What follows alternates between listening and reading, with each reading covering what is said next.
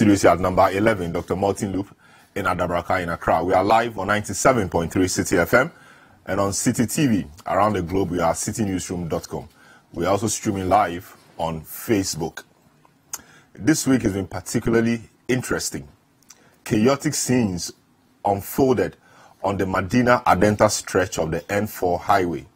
This followed the death of the 194th person on that stretch as a result of being knocked down by a car. The residents around that area have for months called on government to fix the footbridges which have been left uncompleted for over a decade. Matters came to a head when a taxi driver knocked down a West African senior high school student who we understand had just gone to the school on the other side of the street to register as part of the gold track of the multi-track or double track system for the senior high school program. Pandemonium broke quite spontaneously, and the residents in the area, who we understand were planning a peaceful demonstration on Monday, got onto the street, blocked the road, traffic became serious, there was serious gridlock, nobody could move, and they set ties on fire. Perhaps that was the reaction government was looking for.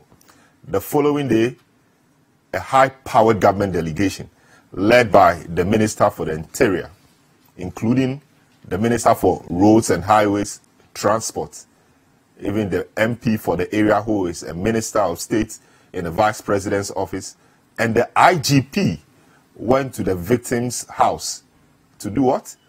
To perhaps commiserate with them. They issued a statement on the day of the incident saying that work will begin on the bridges next week.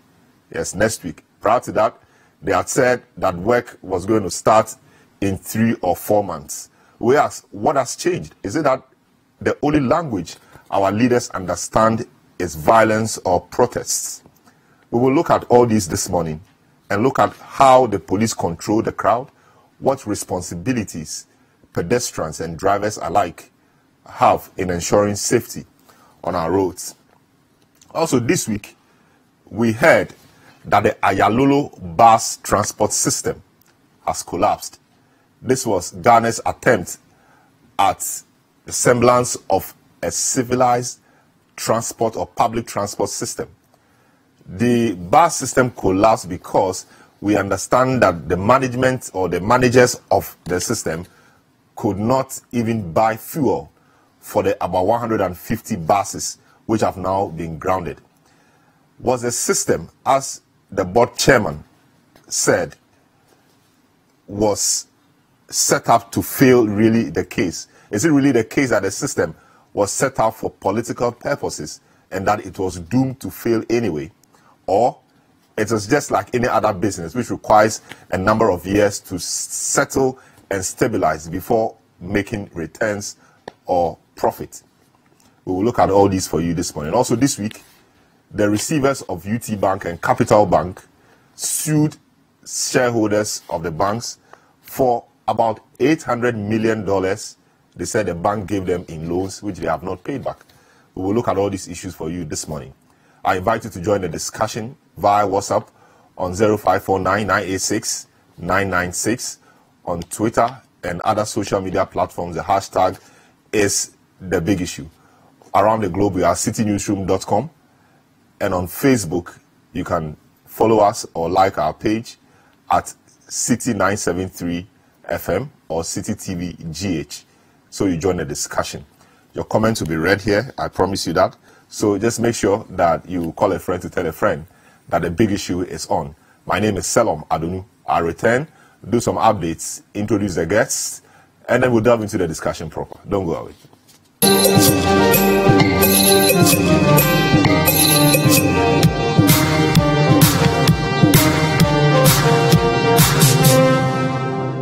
Wait.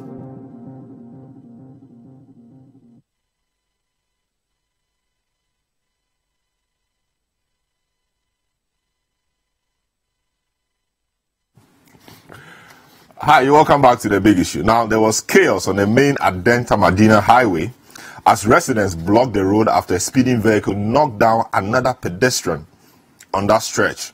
Over 100 people are said to have been knocked down on that stretch since the beginning of 2018 due to the lack of footbridges and faulty traffic lights. The lady who was knocked down on Thursday afternoon was a student of the West African Senior High School, WAS, who was returning home after school. The residents, who were angered about the situation, blocked the road and burnt ties to prevent cars from moving on that stretch. Fred Jabano was there and he filed this report.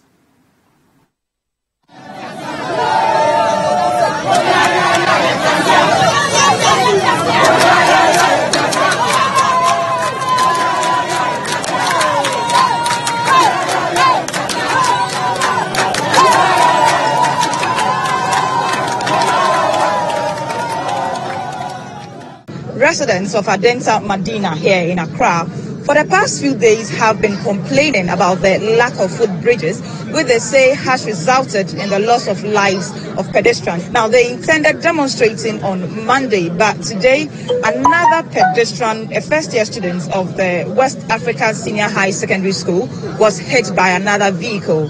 Now, this angered the people who charged onto the streets, burned lorry tires, and blocked the 12-lane stretch. Now, a handful of police officers who were called onto the scene were not able to control the crowd, which was getting thicker by the minute. They initially tried to lobby their way out, but the people would not budge. What they were chanting was, "No bridge, no road."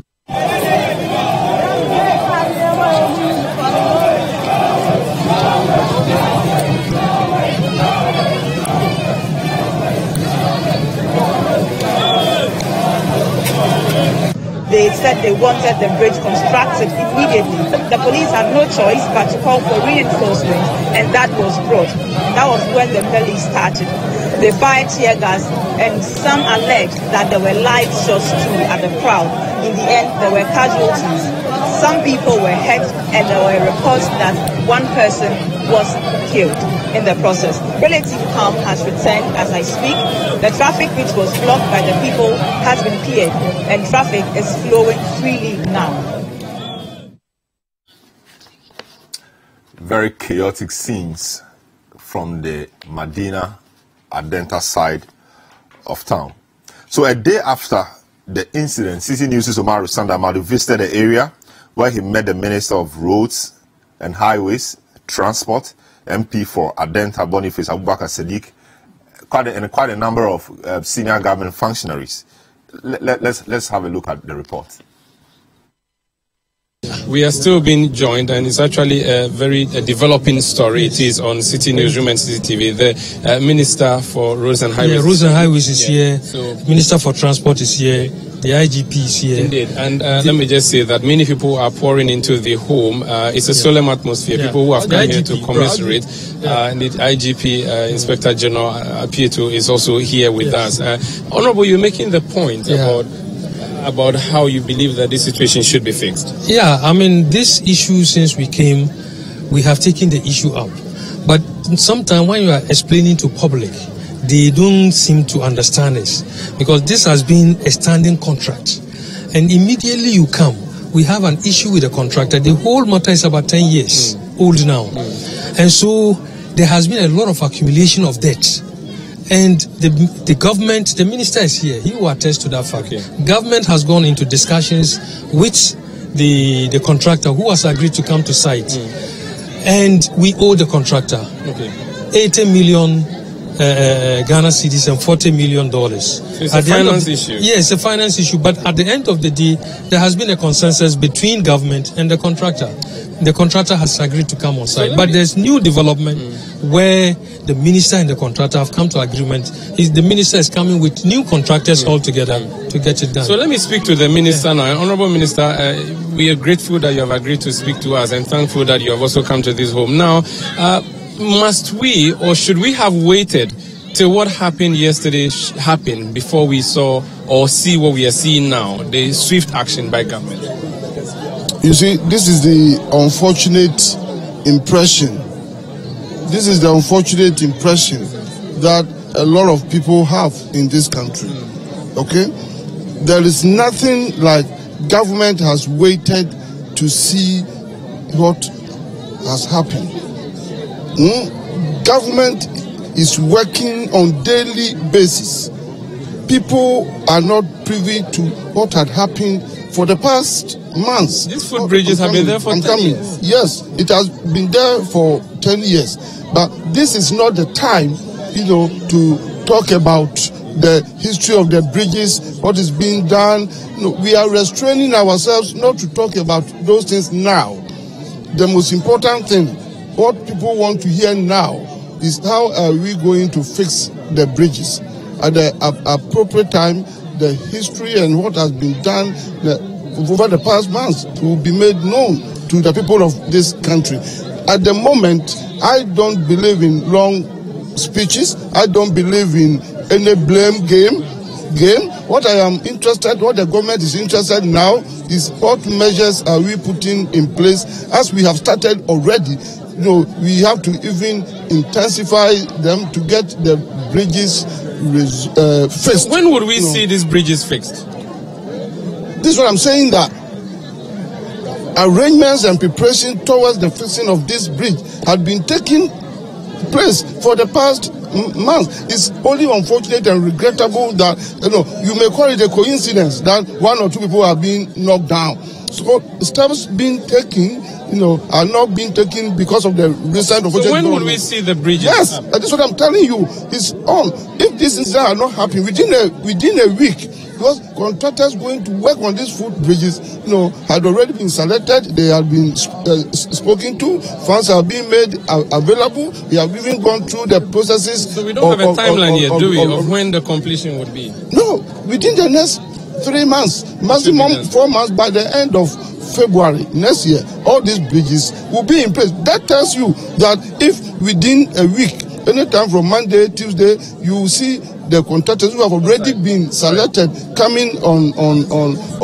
site. That should tell Ghanaians that we are not doing it because of what has happened. Otherwise, we couldn't have put these arrangements in place. Thank you, Minister. It has been going on already. Thank you, Minister for Road and Highways. Let me get a word. Yes. Sorry, and apart from that, let me assure Ghanaians and the public that we are taking measures in conjunction with the transport ministry,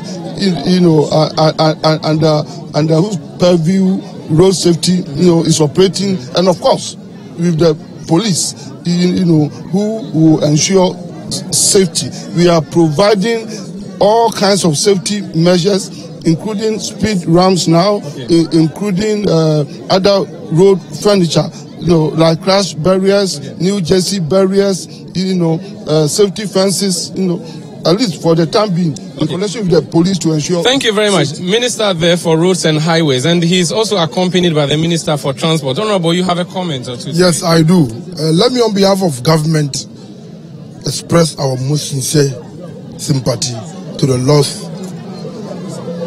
to the family of the lost ones. It's unfortunate that we lost these people during this crucial time of our development. But let me appeal to you through your medium. I think the Minister for Roads and Highways has spoken about the infrastructure arrangement that he's making. But please, let me also appeal to you through your medium that road safety is a shared responsibility. So going forward, let all of us be part of educating our people about the safety that we need to put in place. Minister, who should take the blame for the death of young Mariam? Like the Minister for Roads and Highways just said something to you, that the issue of blame, whether it is A or B, to me that is not the most important thing now. The most important, unfortunately, we've lost such a young, budding person, and that should be our concern. That is unfortunate that we've lost him. Over 100. I mean, there were over 100 accidents. The unofficial figure is 195 from the community members. We sat and watched until what happened yesterday happened. I think that, please, it is unfortunate that we've lost such a person. It's unfortunate. It's very, very unfortunate. But the figures that are being peddled around to, I don't know whether we can also authenticate it to find out whether it is true. Because the official figures from the police is also pointing contrary to what the figures. Do you have the official figures from the police? Yeah, but I'm coming. This is not a time for us, like I said. Let's find a way to calm down our people. Let's find a way to educate our people the way we should take good care of ourselves. For me, that is the most important thing now. And through you, and including you, and I'm appealing it through your medium, that let's take the safety of our life into our own destiny. For me, that's the most important. Thank you for speaking to us. That's the Minister for Transport there. So it's you can call it a trial of ministers. The minister at the office of the Vice President, of course, flanked by the Minister for Transport and the Minister for Roads and Highways. Of course, the Inspector General of Police is also here. They have all come to commiserate with the family, and you can hear some kind of wailing in the background, and also something that sounds like a protestation. And this gentleman clearly doesn't sound. What is your problem? I'm worried. You're She's worried. my sister. What is the problem? Because of the government official, I would have spoiled her. Wallah, she's my only sister. Why? Why would you spoil? Who will I talk to now? When I'm sad, I used to call her, talk to her. Now who will I call? What do you think the government officials should have done that they did not do? They cannot do anything since they can't bring her life.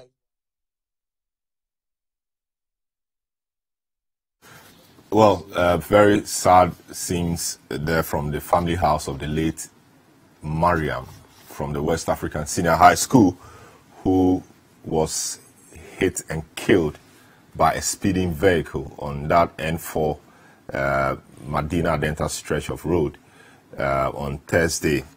And I mean, reactions have since been coming in thick and fast. So on that same day, the ministers you just saw or heard issued a joint press release. They call it the Interministerial Committee on Roads and Highways, Transport and Interior. And I read out to you verbatim. So the Interministerial Committee on Roads and Highways, Transport and Interior notes with regret the frequent incidents of road crashes and its resultant casualties on the Madina-Adenta Highway. These incidents have been occasioned by high-speeding vehicles and inadequate pedestrian crossing facilities, including footbridges. Alarmed as the general public has been on this matter, the ministries and agencies have been working in recent weeks to complete the procurement processes and resume work on the bridges. The following steps have been instructed as a matter of urgency. You may call the steps knee-jerk or not, but these are the steps the statement says have been instructed as a matter of urgency. 1. As an immediate step, the MTTD of the Ghana Police Service has been deployed. Men on the stretch has been deployed. There are some difficulties with the statement. As an immediate step, the MTTD of the Ghana Police Service, I think should be, has deployed men on the stretch to enforce the relevant road traffic regulations on speeding limits, jaywalking, and pedestrian crossing. 2. Traffic signal lights and street lighting are also to be fixed to improve visibility on the corridor. And I must confess that last night, when I was using that stretch of road, the street lights have been fixed. The traffic lights, which were not working before, have also been fixed. And indeed, this morning, as I was coming, I mean, the street lights were still on. So it appears the street lights will now have to do extra job, including being left on when the sun is really out. So the street lights are on as we speak. And so this goes to the guys controlling the street lights to put them off, because we don't need them at this time. We need them in the night. Point 3, work on the uncompleted bridges is expected to commence within a week. Work is to be done on an accelerated basis with multiple contractors to ensure quick completion. This is in accordance with already commenced processes prior to the unfortunate incident that occurred on Thursday. 4, the National Road Safety Commission, NRSC, is to intensify its education and sensitization programs targeting drivers and pedestrians along the corridor. It concludes that we appeal to residents in and around the area to remain calm and cooperate with the ministries as steps are taken to address the safety challenges. So it's signed by 3 ministers. That's Kwesi Amoakwata, who is the Honorable Minister for Roads and Highways, Kweku Ofori Esiama, Honorable Minister for Transport, and Ambrose Derry, the Honorable Minister for the Interior. So the President also yesterday issued a statement, and I read it as well. It says, I express my deep condolences to the family of the student who lost her life on Thursday at Adenta after being knocked down by a taxi as she attempted crossing the road on her way from school. Our nation has suffered an unnecessary loss. The scenes that played out in its aftermath are regrettable and should not happen again. The statement continues to say that the Ministry of Roads and Highways is ensuring that work begins on the completion of these bridges in the course of the coming week and has put together a comprehensive plan to address systematically all these infrastructural problems, which are legacies of a past decade of neglect. I would urge drivers and pedestrians to obey and respect the laws on our roads. All of us, government and the citizenry, have a collective responsibility to safeguard and preserve life. My condolences once again to the family. So it appears that the civil action or the protest by the people in the area who were angered by the death of the young lady is actually yielding some results. But the question is, must we always wait till things get out of hands before we do what we know we are supposed to be doing? Well, the Member of Parliament for the Adenta constituency, Yaobabia Samoa, has also been speaking on the recent developments. He spoke to Godfred Akotoboafo on CCTV's Face to Face 2 days before the incident. Let's hear him. Several people have died on the Adenta Highway. I'm not too sure about the numbers yet, but no death is acceptable. And this weekend in particular was very bad because there's been agitation to deal with the matter and all that. And there's a sense that people felt that maybe the response had not been quick enough. But I can assure you, no politician would like to burn their votes. I'm a politician. I seek the votes of the people who are having those problems there. And therefore, we cannot sit aloof for something like that to go on. There's action in the background. There's action going on. But we also must situate it in the larger situation, like I said. 6 people gone, Bozu Junction. Is it due to the road, due to carelessness, due to lack of maintenance? What is happening on our roads? 6 people gone in Pota, in the central region. What is happening to us? And then, Madina, should the lights have been on? Lights were installed in 2016. What is happening? These are all questions that we are asking, and the answers are not too clear yet. But I can assure you that I'm not a happy man, just like you said. I am deeply sad. I am worried about families who have lost relatives. Have you visited some of them? We are in the process of doing that. So as we stand now, I want to assure the families who are losing people that we are deeply sympathetic and that government will not let this matter continue. All right, so we had an MP for the Adenta area, Yaobabia Samoa. That stretch of road actually has 2 constituencies along it. So we have the Madina constituency, whose MP you heard earlier, Boniface Abubakar Sadiq, who's also a Minister of State in the Office of the Vice President.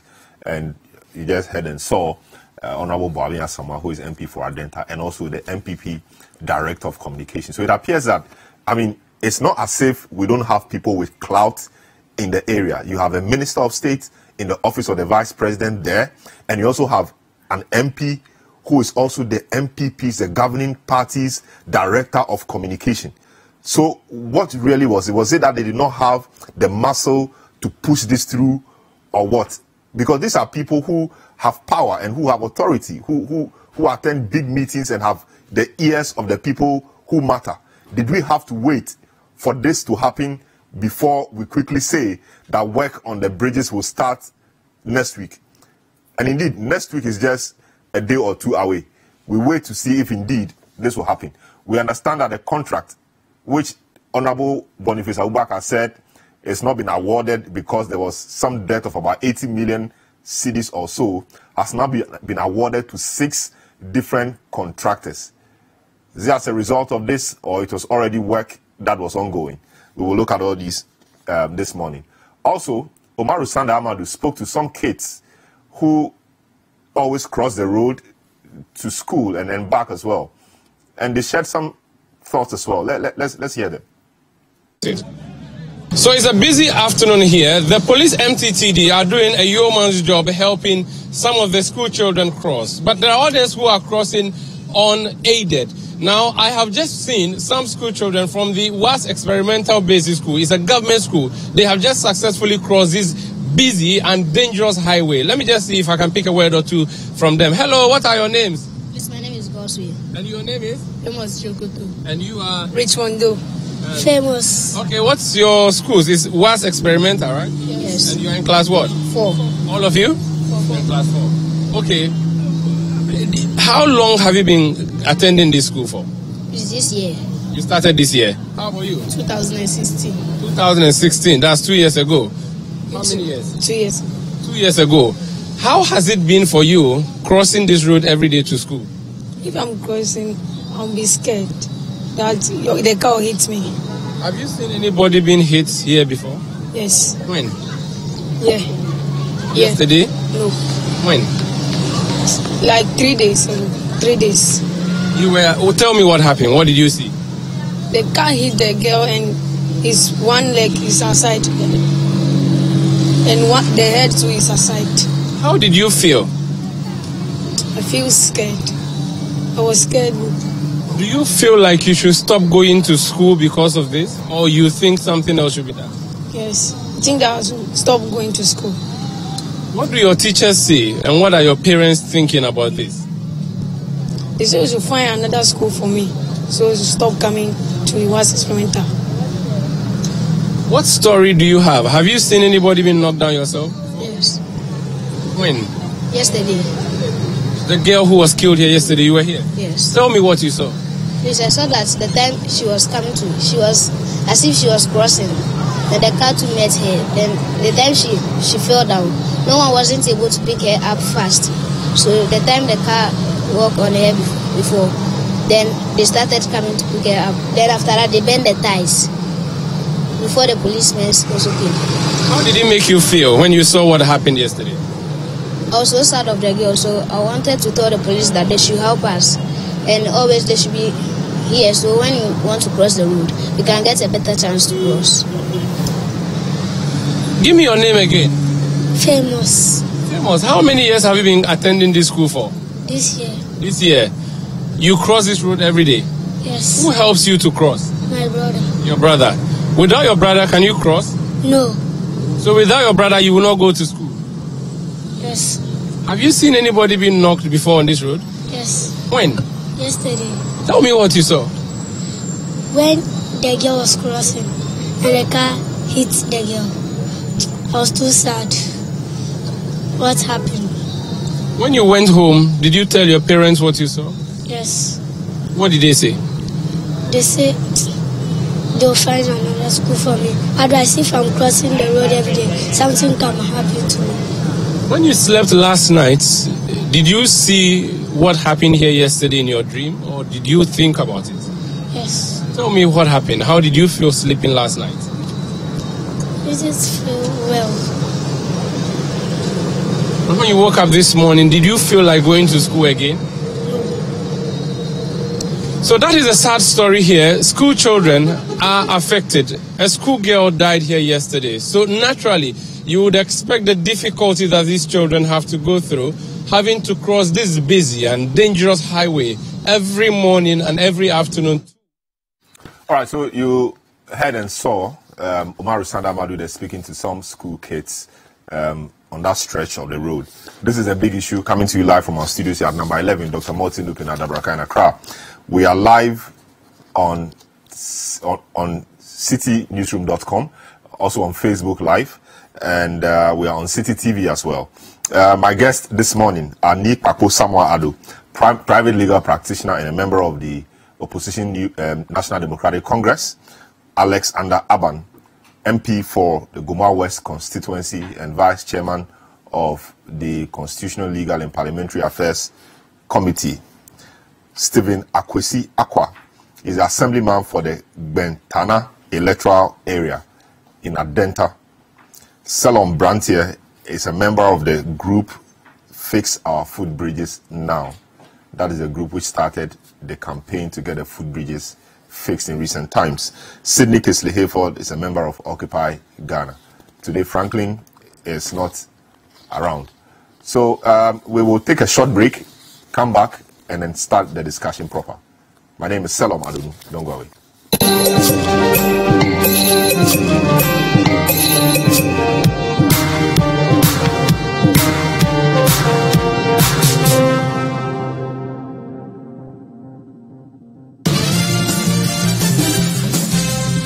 For regular news checks as they unfold, 2020 news, all day, all the time. Politics, sports, entertainment, business, and more. And that's all for 2020 news on City TV. All the news in 20 minutes.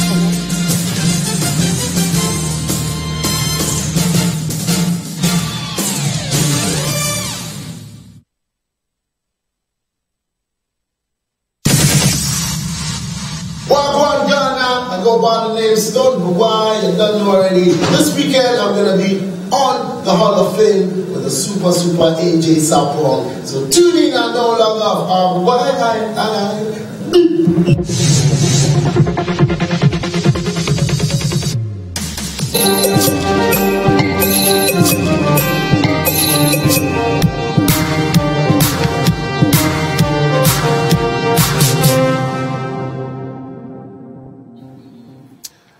Hi, welcome back to The Big Issue. We are live from our studios at number 11, Dr. Martin Loop in Adabraka in Accra. Are you watching City TV?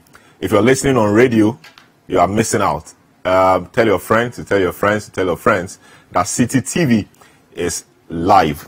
My guest this morning, Nick Papo Samuel of the NDC, Alexander Aban of the MPP, Stephen Kwesi Akwa, who is an assembly member for the Bentana electoral area in Adenta. Selorm Adonoo is a member of the group Fix Our Footbridges Now, and Sydney Kisley-Hayford, member of Occupy Ghana and is a financial analyst. Good morning, gentlemen. Good morning. Very sad scenes we've seen this week. Citizen power, you may want to call it. I want to start with you, Stephen. You are an assembly member for the Bentana electoral area in the Adenta constituency, if you like. Your members, protested quite spontaneously after the death of that young girl. Can you take us through what your campaign has been, how the difficulties of your people have been, having to be crossing the road without footbridges, all this while has been? How has the story been really? Thank you very much. Good morning to your listeners and your viewers as well. And a very good morning to all the people of Bentana electoral area in the Adenta municipality. Yes, just as you said, it has been very, very disturbing ever since there's footbridges and the street lights on the Madina-Adenta stretch came up. You remember the construction of that particular route started in the former President Kufuor's era. And after the construction of the road, we realized that we needed footbridges along certain intersections and other places. So they started putting up the footbridges just at the eve of the exit of the MPP government in 2008. So the footbridges has been lying idle as it is now. 8 years of President Mills and former President Mahama's administration. Nothing was done about that particular footbridge. It's been 2 years of MPP government. Some of us are assembly members and also sympathizers of the New Patriotic Party. We decided that... I didn't know you were a sympathizer. I thought you were just an assembly member. Yes, of course. I'm telling you facts. I lead people on the local governance or local government front. But as a politician, I belong to a particular political party. But the issue of the footbridges goes beyond politics. What we started initially was of the fact that our people, ever since the knockdown started about 10 years ago, we have to talk to them and tell them why we are here and what, as assembly members, we are doing to make sure that the footbridges are fixed. Then we had the the intersections and the traffic lights, which also went off, and the street lights also went off. So basically, between SDA Junction and Adenta barrier towards Pantan Junction was in total darkness and traffic lights malfunctioning. In fact, every week you experience knockdowns. Every particular week you experience knockdowns. The past 2 weeks it's been 1 day, 1 death. Yeah. Sometimes it's more than that. Yeah, so on the Thursday, we understand the ladies was the second. Yeah. Exactly. Sure. The ladies was the second. And you see, 2 weeks before this particular incident, myself and the assembly member for Adenta West, Honorable Rashid Osei-Bonsu, and the advocates for Fix Our Bridges Now held a community engagement at the West Senior High School to tell our people the steps that we've been taking so far to make sure the footbridges will be fixed. So they asked us, so what have you been able to do so far? We told them the number of petitions that we've sent to various organizations, Ghana Highways Authority, the police, the MTTB, Parliament, and what have you. So as we were doing that, we subscribed, or we solicited for signatories, and we had over 800 signatories to that particular petition, which we sent across. Luckily for us, our two MPs, our able two MPs in Madina and Adenta constituency, also mentioned this at the floor of Parliament that you bear me a witness. And we thought that now the momentum is gathering for the authorities that be to make sure that the footbridges and the street lights, as well as the traffic lights, are seriously fixed. So that is what we started doing so far, and this is where we are. Unfortunately, on this particular incident, just this very young girl who was crossing the road, and about 12 p.m. I had a call that there had been a knockdown at Adenta barrier. So I rushed quickly to the scene. Just before I could say Jack, they called me again that this young girl has also been knocked down by a vehicle. So in an attempt by the youth and the residents around to go into the road and rescue this young girl, who was not at that time dead but bleeding, you know, the speeding vehicles could also not even allow the guys to even go onto the road to pick up this young girl. So they used force in entering the road and started blocking the road. So myself, so the girl was lying in the street in a pool of blood. Sure. And the cars were still speeding. Nobody was willing to stop to help. And the guys on the shoulders of the road, on the side of the road, wanted to get into the road itself and help the girl. Sure. But because the cars were speeding, nobody could get into the road to do that. Sure. I can give you a typical incident. What about the very car that knocked the girl? He ran to the police station. Yeah, he went to report himself to the police. Seeing the euphoria around, he couldn't stop. You see, you might think it's just an exaggeration, but I'm telling you, just a week yesterday, there was this young girl around 6 p.m., 7 p.m. in the evening. She was crossing the road just about 100 meters away from where this girl was killed, and she was standing at the shoulders of the road with a friend guy. She entered the road and immediately a car knocked her. Wow. The second car drove on her. The third car drove on her. Wow. And as I'm talking to you, the guy is in fact traumatic. And as I'm talking to you, he is at the psychiatric hospital. Yeah. Wow. Yes. Yeah. That tells you how gory the situation on Adenta Madina Road has become.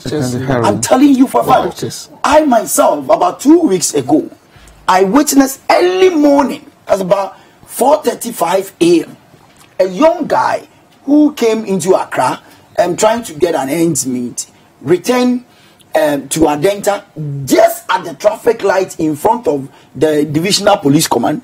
A car knocked him down. My brother, the right leg removed from the rim. Wow. Yes, and the right leg need to be taken into the bucket of a pickup, whilst the other body also was also. So he died. instantly. But you can imagine, instantly, the car I'm talking about, someone sorted, and it's turned upside down. Wow. Just about 10 meters away from where this girl also died. Yes. So, you see, this issue of the footbridges and the street light, that particular guy who was killed and the right leg has to remove from the rim, I believe it came as a result of the non-functioning of the street light and the traffic lights. Sure. Are you getting my point? Because right after the divisional police command, the next traffic light, even though some of them are working, others are lying idle. Others are not functioning. So you can see that maybe the right side, green is on. The other side of the road, it's amber. The other side of the road is red. Rendering the traffic lights useless. Of course. Pantan Junction, as I'm talking to you, the traffic light has not been functioning over 6 months now. Why? But we saw some work, starting yesterday. The street lights for some parts of the road have been on, and as of this morning, they were still on. Some of the traffic lights have also been repaired. Are you? It's such a sad situation, such a sad climax. But are you happy that this incident is making the authorities act? You see, that's really saddens my heart.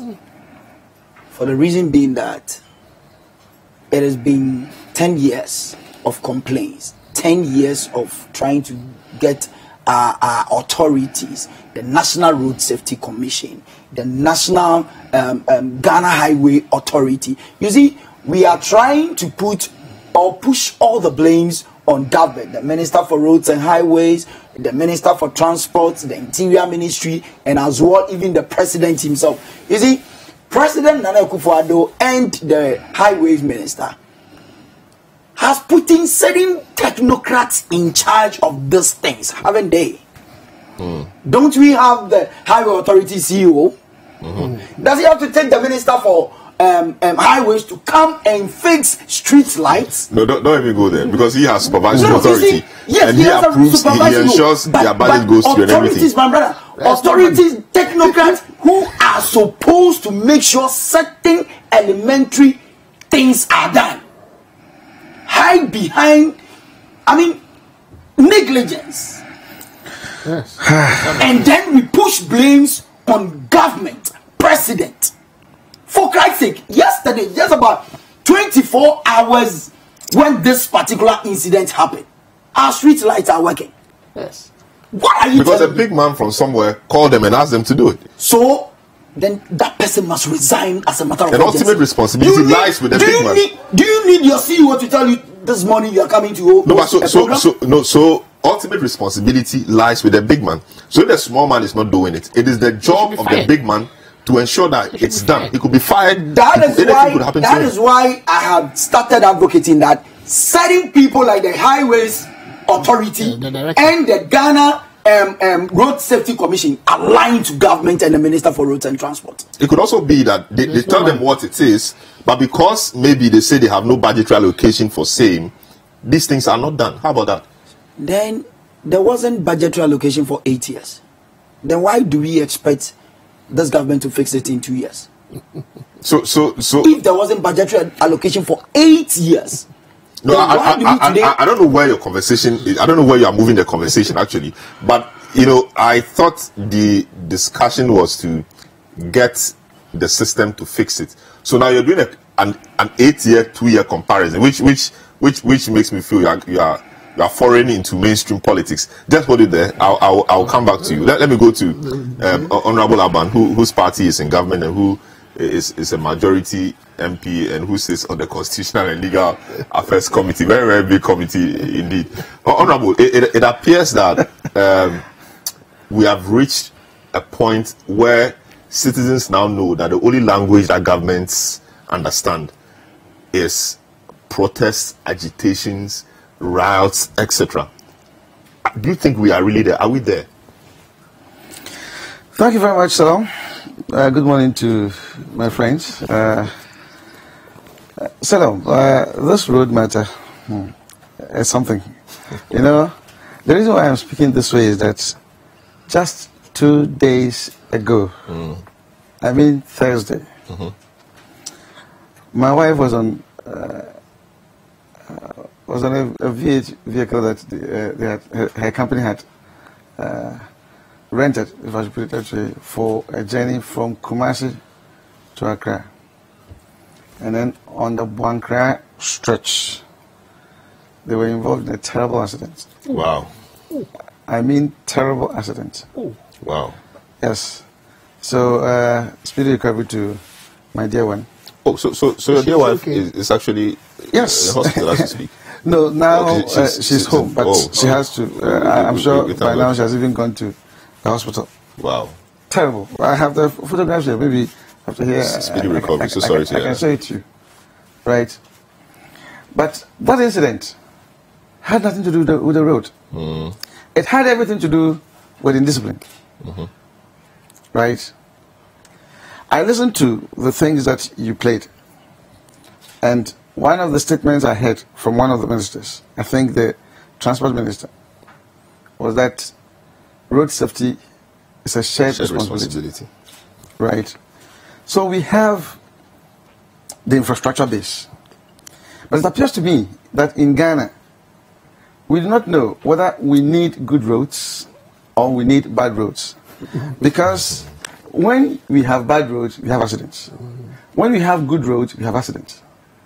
Check. And you see that the prevalence of accidents has nothing to do with the quality or the poor state of the road. We need the quality roads. But ordinarily, I mean, you see, this one, let me even deal with the issue of policy. I'll come here. And I cannot help but do some kind of comparison. You know, in the current road network and infrastructure, the system of the United States roads were actually planned in 1933. 1933. And executed perfectly. To the extent that no highway, no serious highway passes through town. And if it must, they do the embankment in such a way that no human being crosses. Yeah, that's true. All right? True. So that if, for instance, you're talking about I-93 or I-95, whichever road that you're talking about, which may run from one end of the United States to another, you would not find that highway passing through the center of town. Right? What have we been doing? Over the years, we have still been using our roads passing through the center of town. Now, let me just even come home. Look at the Nkoko area there. When it was taken out of town, how many road accidents have you had? It's reduced. On that stretch? It's reduced. Reduced drastically. Right? And then, when you have roads, let's say, those inbound and those outbound having different lanes in such a way that there is no possibility of a head-on collision. Right? Here, we don't have it that way. So it becomes difficult. That's about the system. Before we even come to the human beings, and then the type of cars. Right? And the kind of maintenance that we do, even of our cars. Right? It's a whole big issue. We should not just look at it from the Adenta side point of view. So are we going to say that if people also agitate from Winneba Junction area, they're coming? Because that's also one critical accident-prone area. Right? Then we say, okay, because there is confusion there, let us now go and do the dual carriage. But you see, so that is a problem. We fail to think long term, and so we firefight. So this happens, and we rush there and fix it. So now we'll get to the Tamamoto way. Tamamoto way is brewing. People are complaining. The potholes are many, and there's a campaign on Facebook. People saying potholes. People saying they won't pay tolls, or they don't pay the toll until the potholes are fixed. We are just watching. Something will happen, and there will be such protestation from people before we move there. So it's as if we don't have a proper plan. We just firefight. So like you're saying, if the people in Winneba, around the Winneba side of town also come up. Then we rush there. So now it is Adenta. That is a problem, and I think it fits into the policy issue you're raising. Yes, that's why I'm saying that let's start thinking big. Let's start thinking about the next 40 years. How do we want our system to be like? And let's work towards it. Because if we always do it in this knee-jerk approach, we won't get anywhere. Right? That's why I was giving you the example of the US, where they planned the current road network that they have. They planned it in 1933 and executed it. Did it in such a way that we would not have any highway running through town. And if the topography and all other geographical issues, I mean, for those reasons, it is not just possible to take it outside of town, then let's do it in such a way that no human being crosses. Can't you do that? You prevent people from crossing, yes. So that's one. Then you must now facilitate the movement of people using things like the footbridges. Footbridge. So in this case, so if you look at that road, in their case, they even do it underground. Okay, they do it underground in such a way that you will not see the footbridges. Footbridges are very, very few there, but you have these underground tunnels where human beings cross. Okay, and they're on the other side of the city. If the road has to pass through town, for those that are not highways properly so called, but they are city roads, look, they have the signposts, right? But in their case, it is done electronically, and it is actually monitoring everybody's speed. So as you go, if the thing you must go, let's say 40 miles per hour, and you're going beyond it, it will alert you. And if you go beyond it, the next moment you have your ticket. Right? That feeds into the discipline aspect. Unfortunately, it appears to us that in our case, once the road is good, regardless of the limitations that we have been given, and whether it is through town or it's outskirts of town, once the road is there, it is good, we must speed on. Otherwise, why should we have ramps on a highway? We should not. Because on a highway, it is meant for speed. And so that's why, one, it should not pass through town.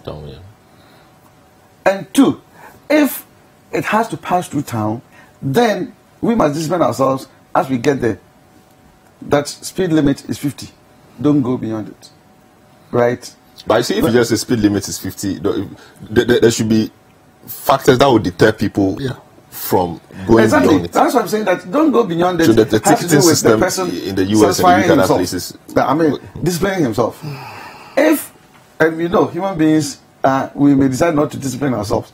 If something is there to check us, and that we go beyond it, and we are not going to just give some 5 cedis to a policeman bring the speed gun. and go. The speed gun, sometimes, I mean, they don't work sometimes, so they have a certain speed on it. I think we must forget about speed guns and install something better that nobody is handling. So the thing itself picks you up, right? I mean, sometimes we make these arguments. You go, a policeman arrests you, he shows you the speed gun and say, "Oh, my friend, what shows that it's me?" Because your car number is not there, right? You make the argument, what shows it is me? The first car that you arrested, that's what has been registered there, and you are saying it is me. People do that and get away with it. Because for the speed gun matter, I think current technology, it has become anachronistic.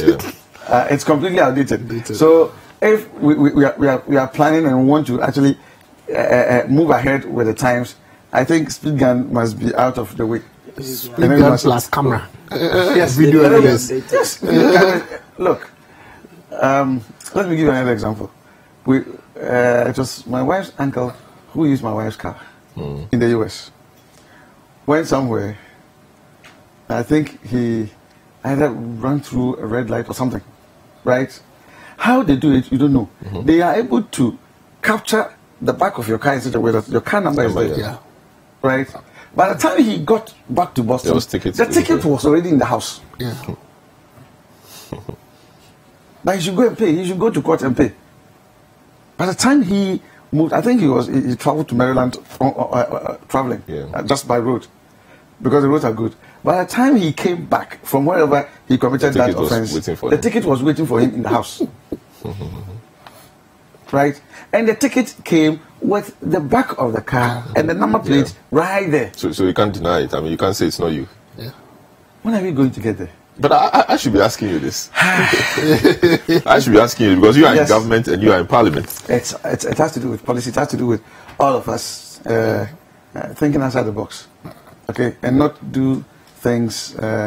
Business as usual. But yeah, so that's good. That's a grand picture I've given, which is good, which is inspiring, which is great.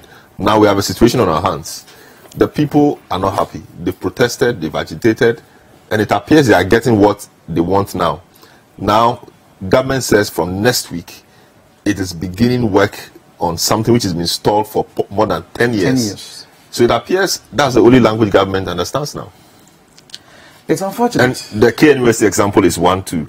People are complaining, they don't like something is happening.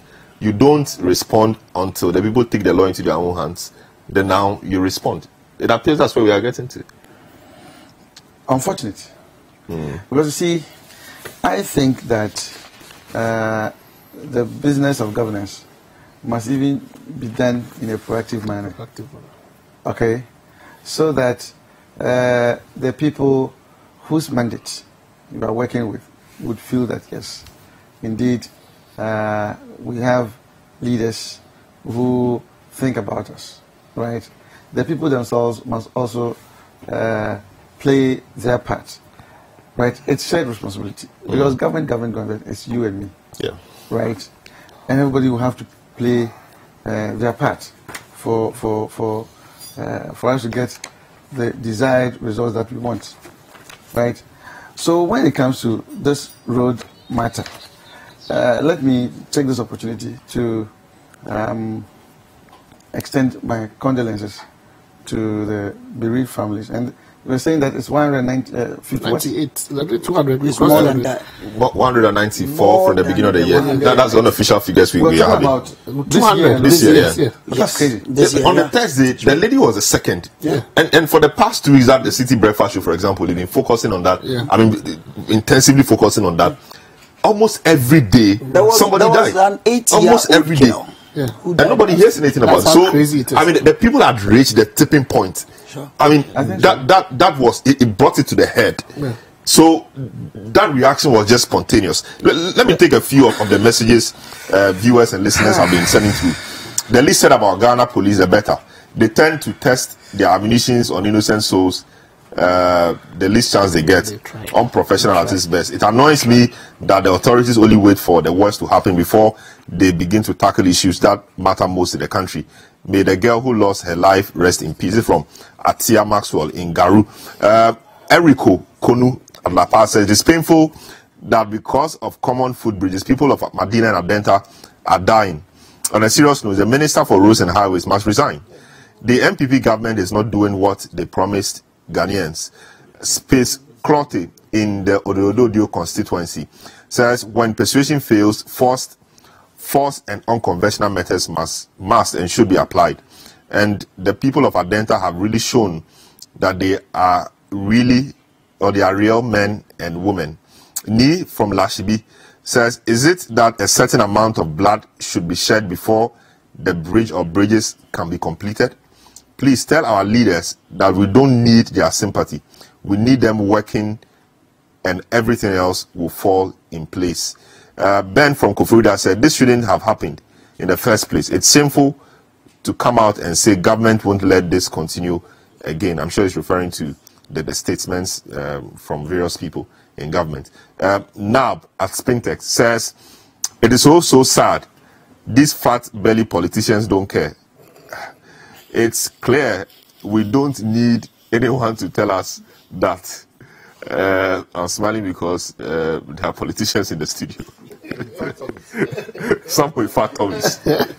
How many times have people been knocked down on that stretch of road? All they do is give speeches which are meaningless. Ghanaian politicians are a failure to the nation. These politicians should shut up and go fix the footbridges. They are causing more anger. Do they think human lives are chicken lives for them to stand aloof and watch almost 200 innocent lives lost? This is an expression of the psychology of the kind of leadership we have. The zenith visionlessness. What kind of useless joke is that? Skelly Dread Sense in one. It says, good morning, Selorm. Bad roads are definitely bound to cause accidents. Good roads without the correct road accessories like speed control mechanisms, vehicle breakdown mechanisms, pedestrian crossing management systems, appropriate road markings, street lights, etc., will also surely cause accidents. In any case, how does the minister define a good road? Is it just that the road is motorable without potholes that makes it a good road? A good road should be a complete package of smooth, motorable surface and relevant accessories. I think that's a good point, and I think it underscores the point Honorable Aban was making. In Ghana, when we say the road is good, it means that it has no potholes, so you can speed and speed. But it just doesn't come like that. Let me come to you. It appears that there appears to be some disconnect between the people and leadership. So people talk about the fact that we did not have enough money to fix the footbridges. I was listening to what's the name, Boniface, and he says that they had a debt of about 80 million cedis to pay the contractor, and because of that they've not been able to. But we found money to do other things. I don't want to bring in Kelly GVG, the guys who take about 1.5 million a month, etc. We found money to do other things. So my question to you, Ni, is, at what point do we see the confluence of what is important to both the citizenry and maybe leadership? Leadership, we understand, is supposed to be doing what the citizenry or the people want. But I'll take a quick break. I understand they are fixing something. I'll take a quick break whilst you think about that. And when we come back, I'll take your take on that. We'll be right back. This is the big issue. Don't go away.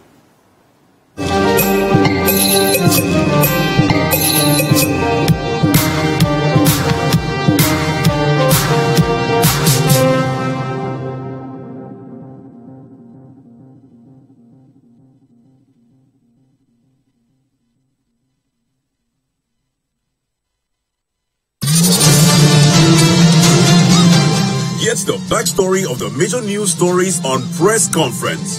Hear from the editors and the reporters behind the biggest stories of the week. The university needs to think and reconsider. There are women who are in our universities who have been sexually molested for grades. That doesn't matter. Press conference every Sunday at 9 p.m. with Duke Mensah Opoku. Only on City TV.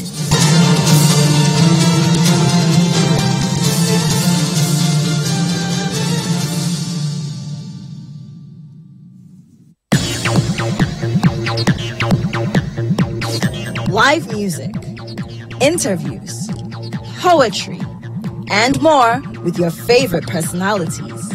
Be our guest on Saturdays from 2 to 4 p.m. for the most exciting moments on TV.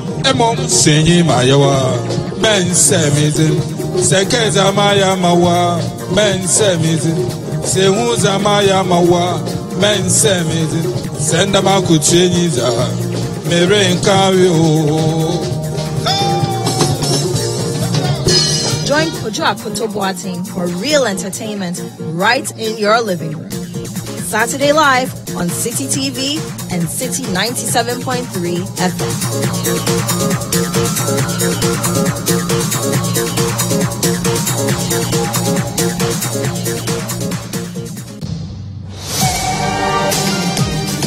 Wherever the weekend sporting action happened, we will bring it to you here on Scorecard.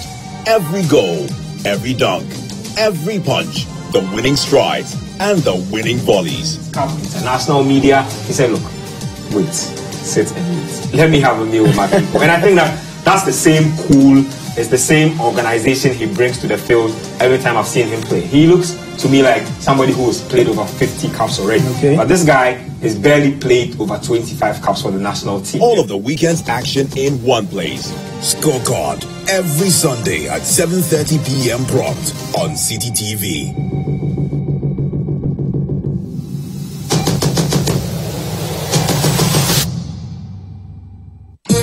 Quero ver todo mundo balançando.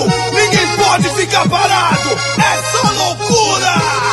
Mexe. Witness the twisted and tangled story of betrayal, greed, vengeance, and love in the award-winning Brazil Avenue. Carminia, a woman led by greed, gets rid of her husband, who is Rita's father, and sends Rita away to a filthy landfill. Rita finds love in Batata, but they are soon separated by adoption into different families, far away from each other. Many years later, all paths cross again, as Rita, now a renowned chef, seeks to pay back her stepmother for taking away her happiness as a child. It's a story of twists, turns, suspense, and thrilling action in Brazil Avenue. Brazil Avenue, coming soon only on CTTV. Brazil Avenue.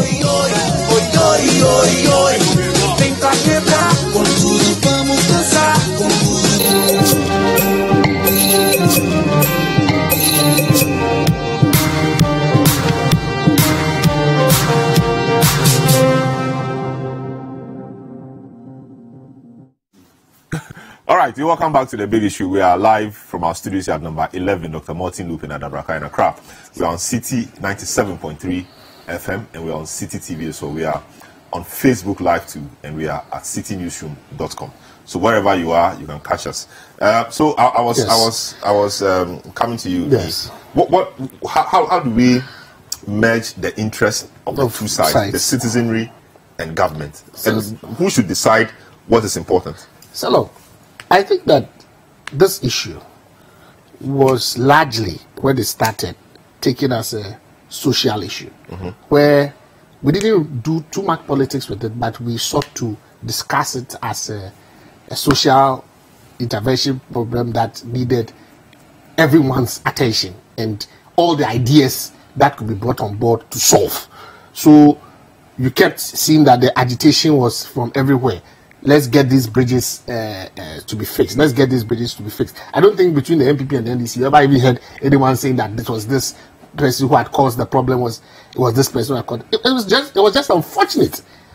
This thing started yesterday when the statement was issued by the president, where he said there was 10 years of neglect. Now you see, when you bring in that statement, in fact, the NDC itself has not even issued a statement on this particular issue, because we are all, first and foremost, as parents, caught by the sadness of the situation. In fact, I watched one TV presentation of the funeral where the young lady was laid to rest, and it's, our Muslim brothers have a very simple way of doing the funeral. And the fact that a young girl, I have two daughters, and I can imagine my daughter dying because she was seeking education. There were tears in my eyes, and you are moved by the sadness of the situation. First and foremost, as a person, as a human being, when I saw some of the pictures that were on social media, and the descriptions, the graphic descriptions that were given by our brother here, you cannot help but be moved as a person. So the reaction of the people there was anticipated. I mean, in a situation where you cannot even stop the car so that you can help the victim in the streets, then there was nothing else that the people could do but to block the road so that they could take the person. I think in the initial stages, the police must be commended for not overreacting. I think where things got to a head was when the stones were thrown, and then there was a bit of a confrontation, and there was, we saw the videos and others. I think the police did well, but sometimes we should also ask them to exercise a bit more restraint. Sometimes you must also look at the antecedents of the situation, where something as graphic as that has happened. You have the force. yes, you were supposed to maintain law and order, open the highway so that people will pass. But you can also restrain your force members a bit, so as to allow the people to express themselves. Yes, I mean, it gets a bit dangerous when the stone starts flying and you have to restore order and all that. But sometimes we could beg them to restrain themselves a bit. But I must commend them for being able to, within a short time, open the highway to allow traffic to flow, and then we saw the reaction of government. So, sad situation, very unfortunate. What has been the response of government? I think government has also reacted with a bit of speed, you know, trying the measures that have been outlined. But did we have to get to this point? That is the question that everybody seems to ask. Because if the street lights could be fixed in the next day, if road contracts, the contracts would be given in a week, and 6 contractors are supposed to be engaged to do this work, then what was the problem? Where was the excuse? When you tell us in the other side that there has been 10 years of neglect, then you push us to then get into the politics of it. Then it becomes a political issue. And it is a political issue because at the end of the day, people have been voted into power to solve problems. And this is what President Akufo-Addo said when President Mills of blessed memory indicated that he had inherited the government. Tangent? Yes, I'm coming. He had inherited. Let me see what he has to say. Yes, he had inherited. As he said, Nana Akufo-Addo said, I said to President Mills today, it was a press conference that he did.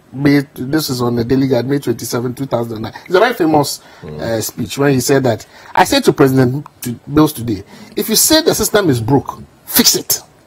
Excuses can never be a substitute for vision and purposeful action, and can never lead to the better Ghana we were promised. Wise words. You understand? That is the situation. When you are voted into power, you inherit both liabilities and assets. If the past government had failed to put up the footbridges, you are now in power. We have a ministry for inner cities and zongos. We have a road ministry. The problem, and if you want to be very honest with the issue, the problem is a funding issue. The road fund has been capped. So if you ask the highway authority director whether he has raised a budget for this project, he will tell you he has raised a budget. It is not as if there's no budget for this particular issue, or that they don't know about it. It is a funding issue. And where are the funds? That is the situation. Where are the funds? If the funds are not released to the technocrats, there is no way they can fix it. But when the people demonstrated, the political authorities were forced to realize that we can no longer sleep on this issue, and therefore we have to find the money. And so 3 ministers put their heads together in one afternoon and were able to find the money. And within one day, the lights are back on, and within the week, the project is supposed to start. So it is a very political issue, and I think the people, beyond demonstrating, perhaps will make it a political issue in 2020, so as to make it clear that when they vote you into power, you have no excuse.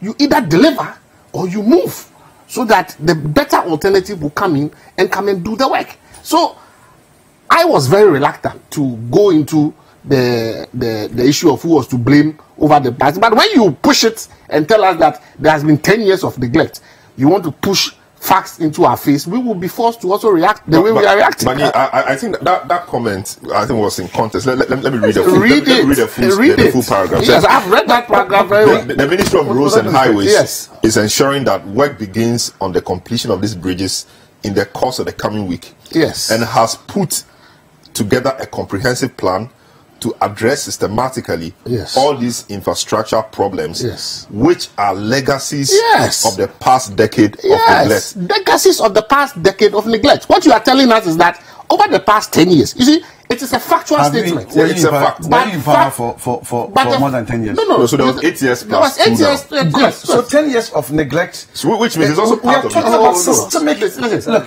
if you try to isolate your 8 years as against some 2 years, then you are making it political. Don't draw meanings beyond what is just there. No, 10 years of neglect by but was government. That statement so necessary? Simple. Was that, Alex, in the situation where we are, when we are all trying to find a solution to a problem that we all admit is a problem that we have all sat down and for some reason has hit us in the face.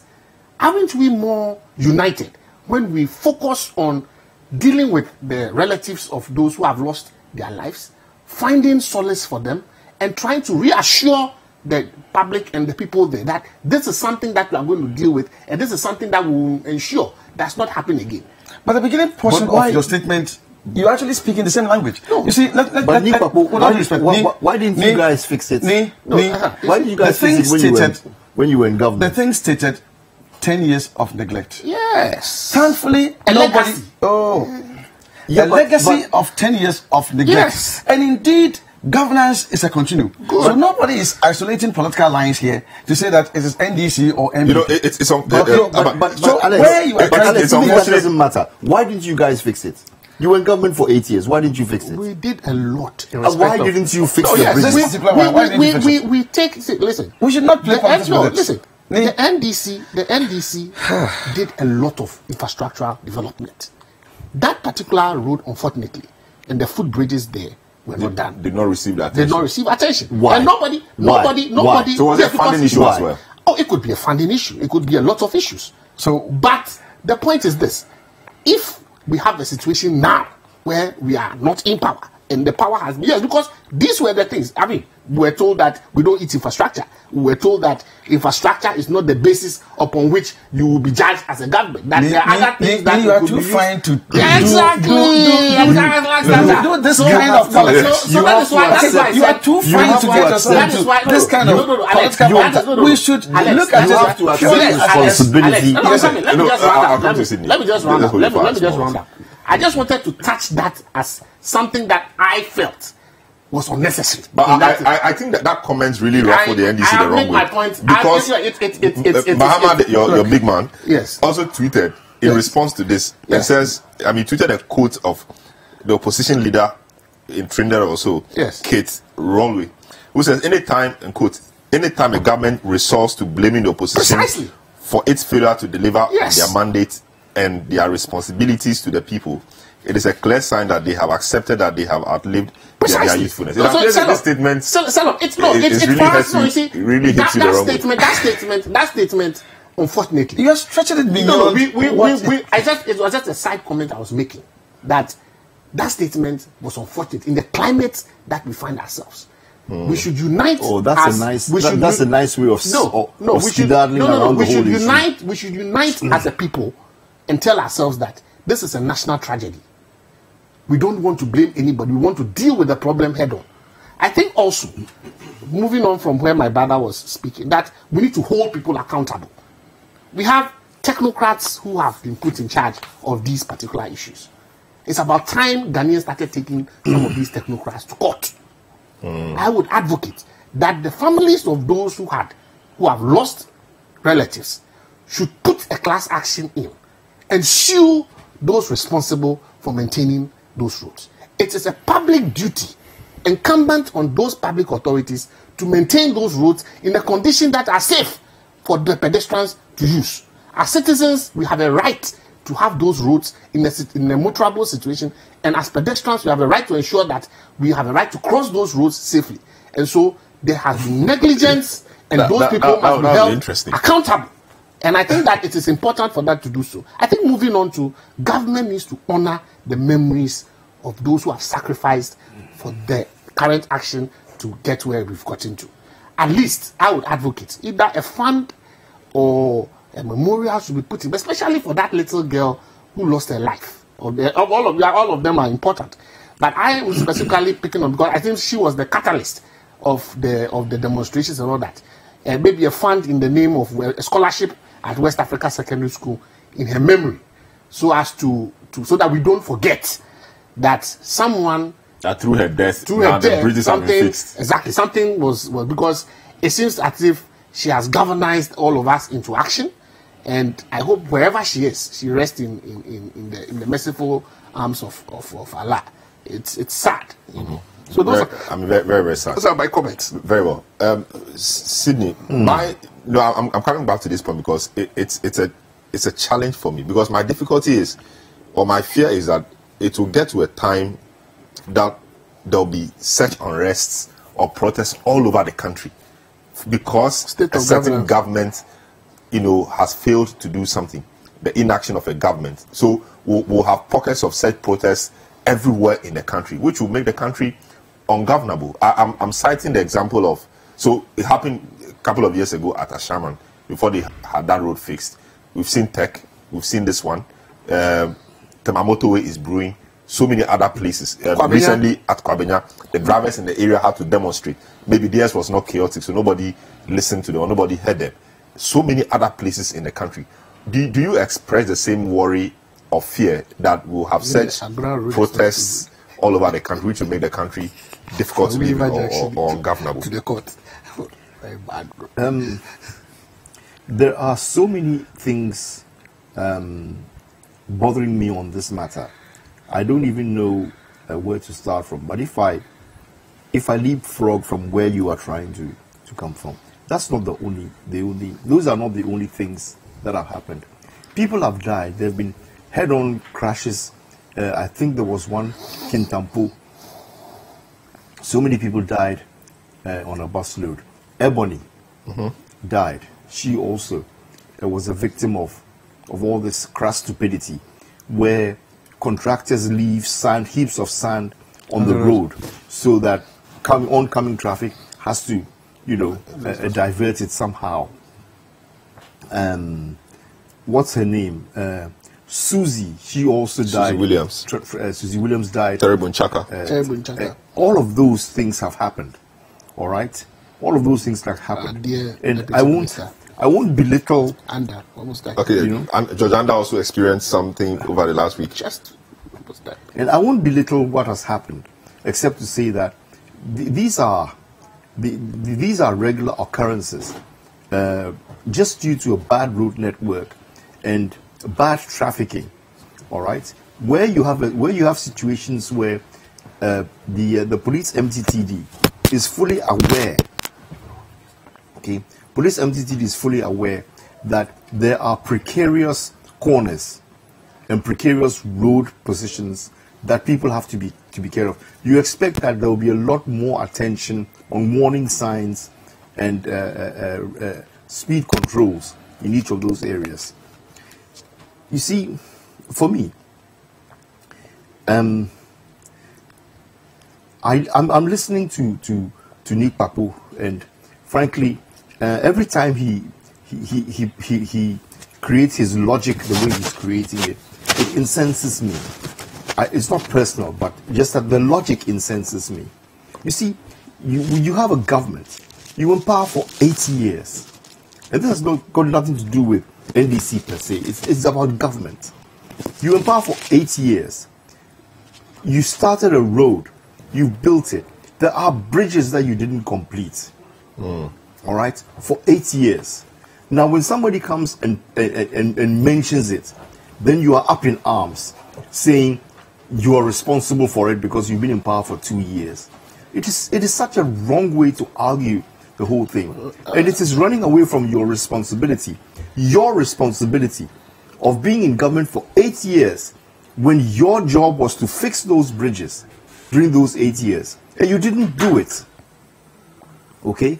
You didn't do it. We have to stop running away from things that we are hiding under the umbrella of the Constitution, because the Constitution says there must be consistency in project development and stuff like that. And therefore, if I didn't finish what I was supposed to do, somebody else has to come and carry on.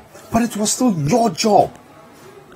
But they couldn't finish within the space of time they had. They had limited time. Honestly. But it depends on what time of the 8 years the project was finished. You're going to finish those bridges now in 3 months or so. All right? In a week's time, they said they're going to do all of it. 6 months. 6 months. They're going to allocate and get it done. They can do it in 6 months. And you couldn't do it in 8 years? You couldn't do it from the time that you were developing the road up until now. How is the road complete when the bridges are not done? And it goes back to what Alex was saying. All right? In other countries, in other jurisdictions, we do not have overhead bridges.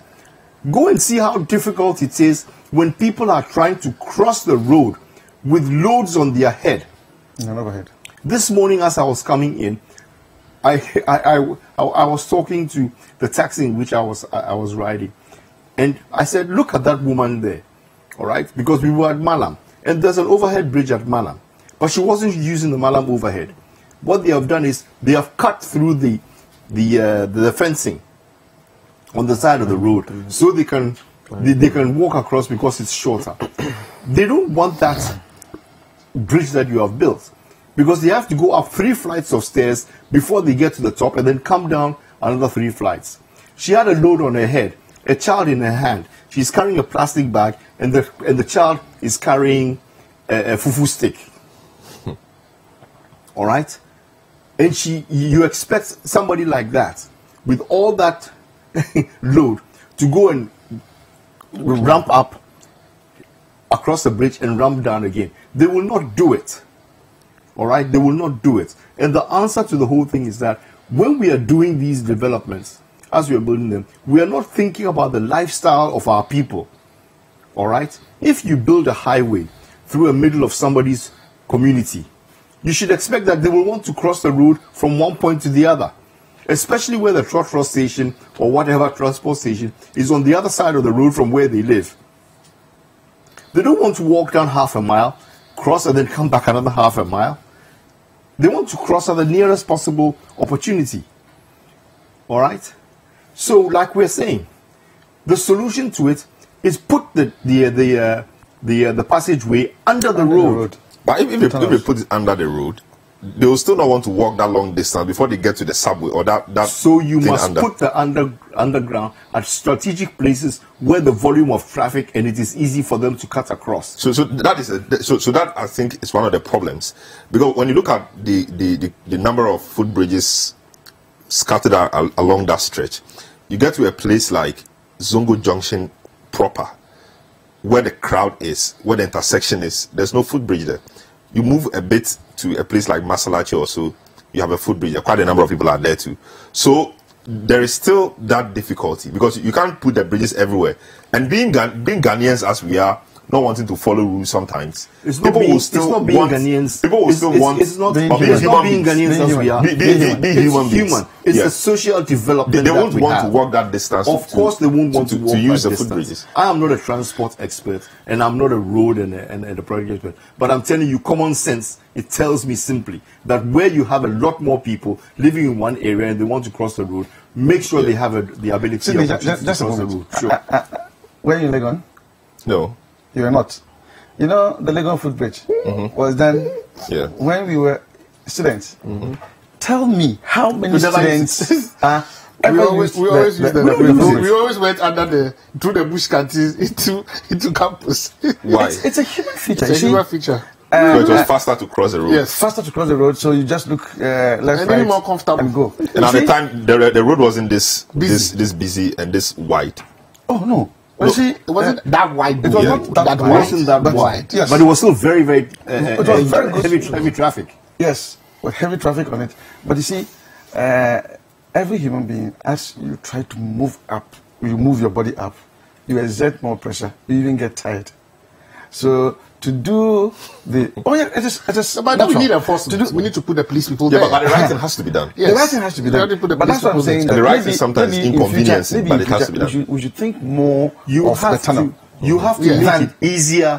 You have to make it easier for the people to use the facilities you have created. There are some people who even... All right? If you go, for anybody who has lived in London or lived in the UK, there are underground passageways across the main busy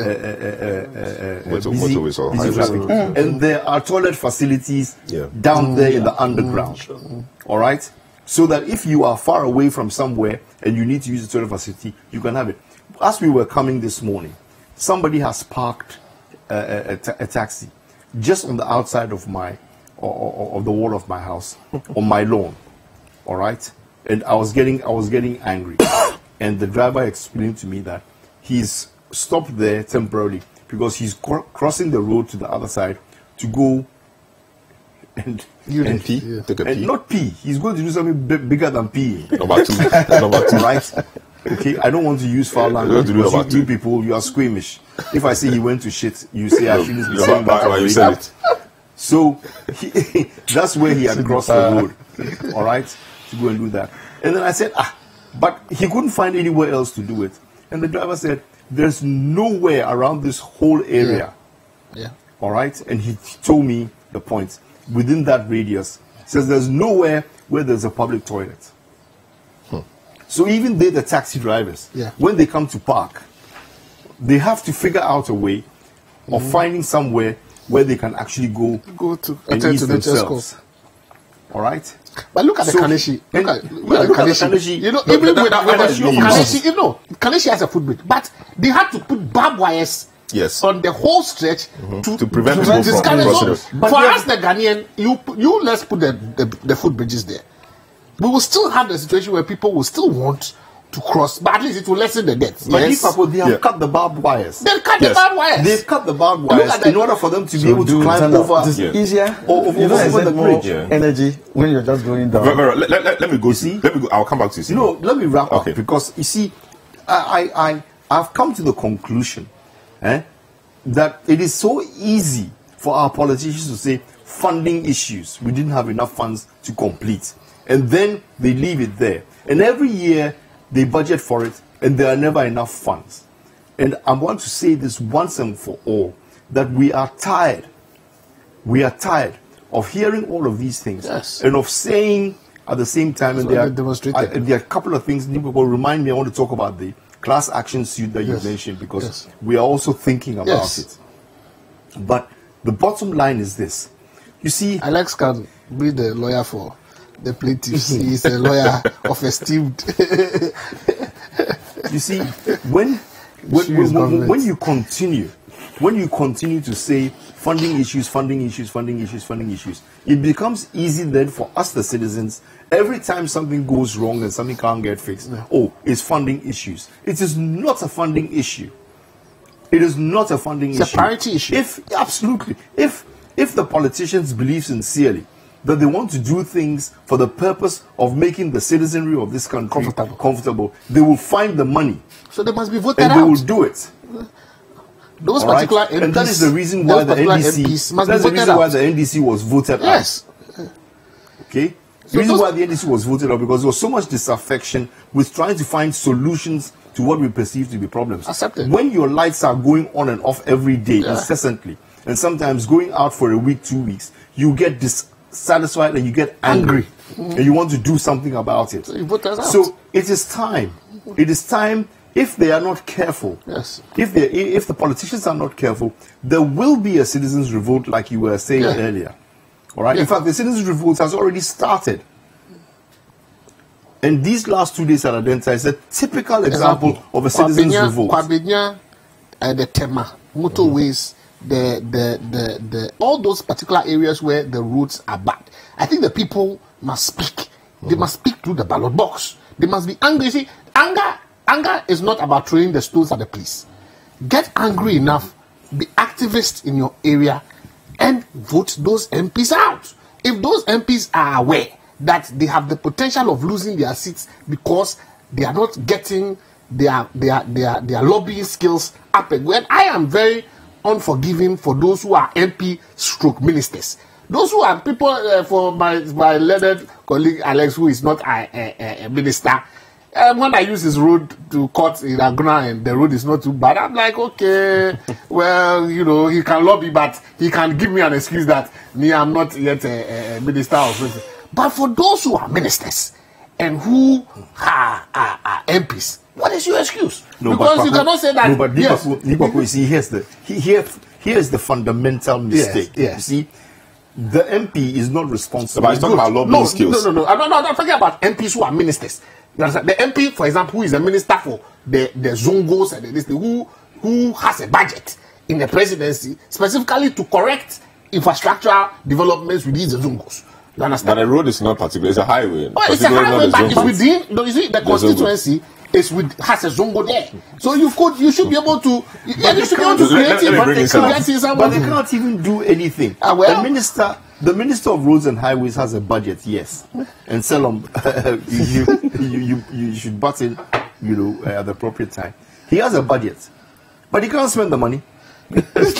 he has to go and beg for release. I really all right. If he needs something to be done, he has to go and write a request. But that's a procedure. That's how it has to be. But it is wrong. You see, but how come then 3 days the lights were on? Yes, between yesterday after the protest, the lights have come on, and the 6 contractors. It was an emergency situation. This is the problem. We must be hitting that emergency fund. We should be looking for that emergency fund. This is the problem that you have. This is the problem that you have because there is this perception of the and wrongly perceived. I think in this wrongly perceived that the MP can solve any problem. So they have a problem like this, and the MP for Adenta, what is his name? Wabian is getting more radio time than the district.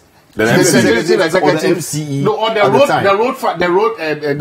Ghana Highway Authority director. Nobody has even called. None of you stations have even gone. We've tried. We've tried. They don't talk, and the best we could do. So tell us that they don't want to talk. Tell us that they don't want to talk. Senor Hosi, who is a board member. Why should you talk to Senor Hosi? No, because we've tried. We tried to get them. The Ghana Highway Authority has a PRO unit. We tried to get them. They won't speak. They won't speak because they don't have to. Tell us. Tell them. We say it.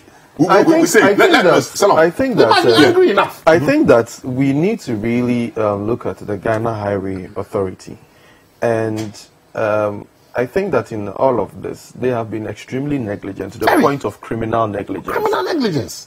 I mean, for example, in this particular scenario, you are talking about a road that was planned somewhere in 2005, 2006. Yes. You are planning the road, and on Monday, the director of footbridges said something that was very profound.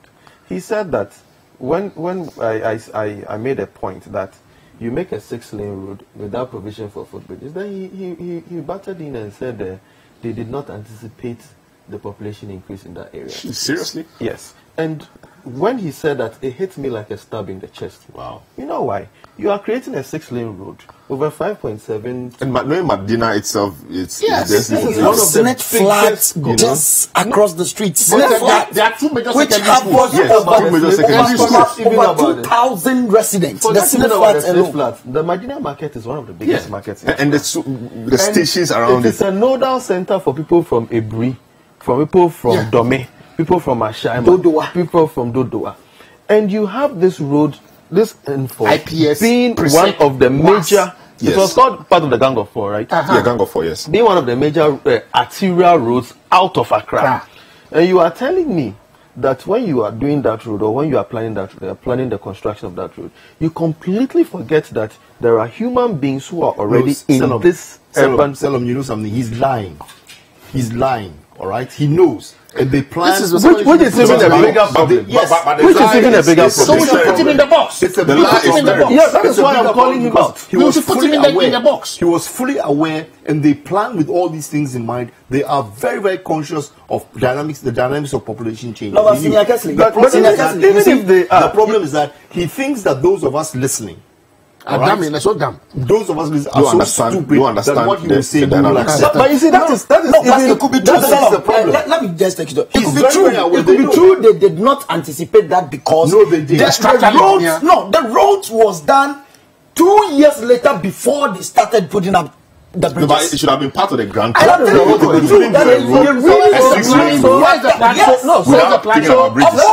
the road was completed partially before residents complained. Footbridges were part of the bigger plan, but to say they didn't anticipate that,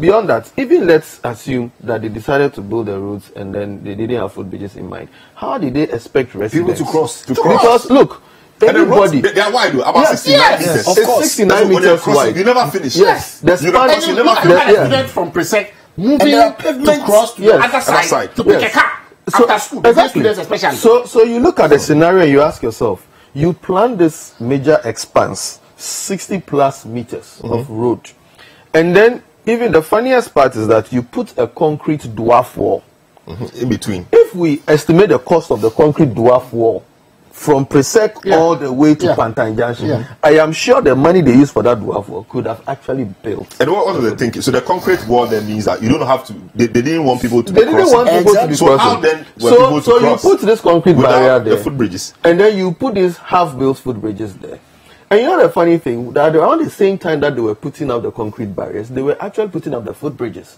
I remember very well. So when I saw them putting the prefabricated concrete barriers, I thought they were for more footbridges, only for me to see that they had packed them in the middle of the road.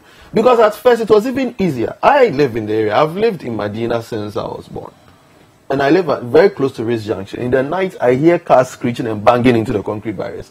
I've personally seen 5 people being hit by cars. I've personally carried 3 of them, bleeding and dying in my hands. So it's not like I'm talking about something that is far-fetched. I've been an eyewitness. I was 3 months ago. Somebody slammed his motorbike with another person straight into one of the traffic lights, and I was there. We are the ones who helped the guy up and put him in a taxi that was at the red light before they rushed him to hospital.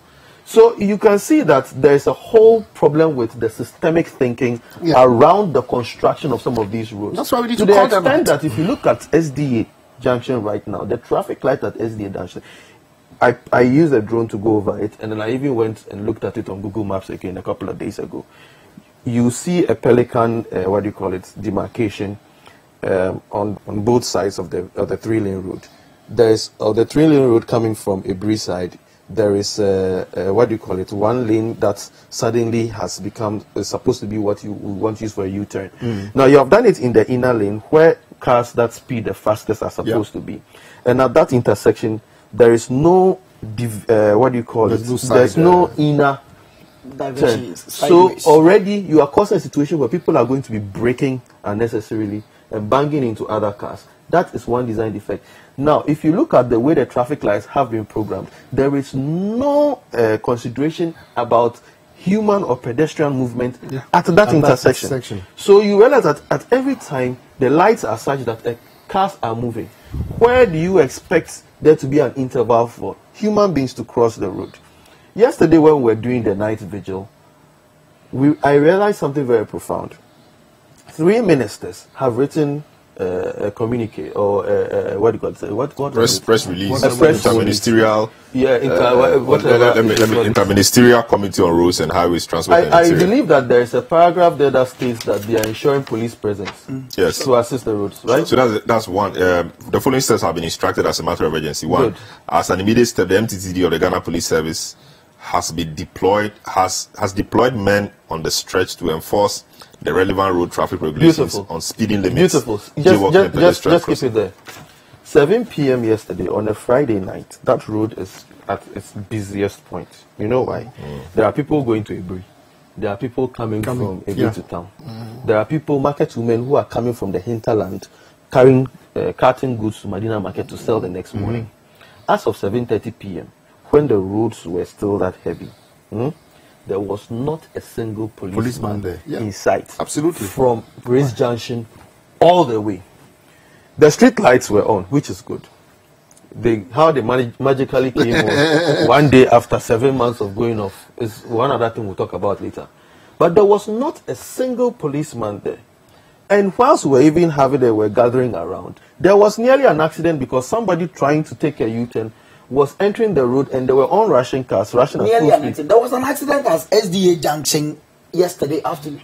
Yesterday, talking about the night. There was a head-on collision. Yes. So the issues the issue starts with even the design of the road. It looks as if they just decided that let's just do 3 lanes here, and forget about whatever the consequences are. That is one thing we should look at. And the GHA, the Ghana Highway Authority, has had several problems with that, such that anytime they do a construction, it affects residents. Is that a highway roads problem or is it an urban roads problem? In this particular case, I think it is a lack of coordination between the highways and the urban roads. But they're in the same building.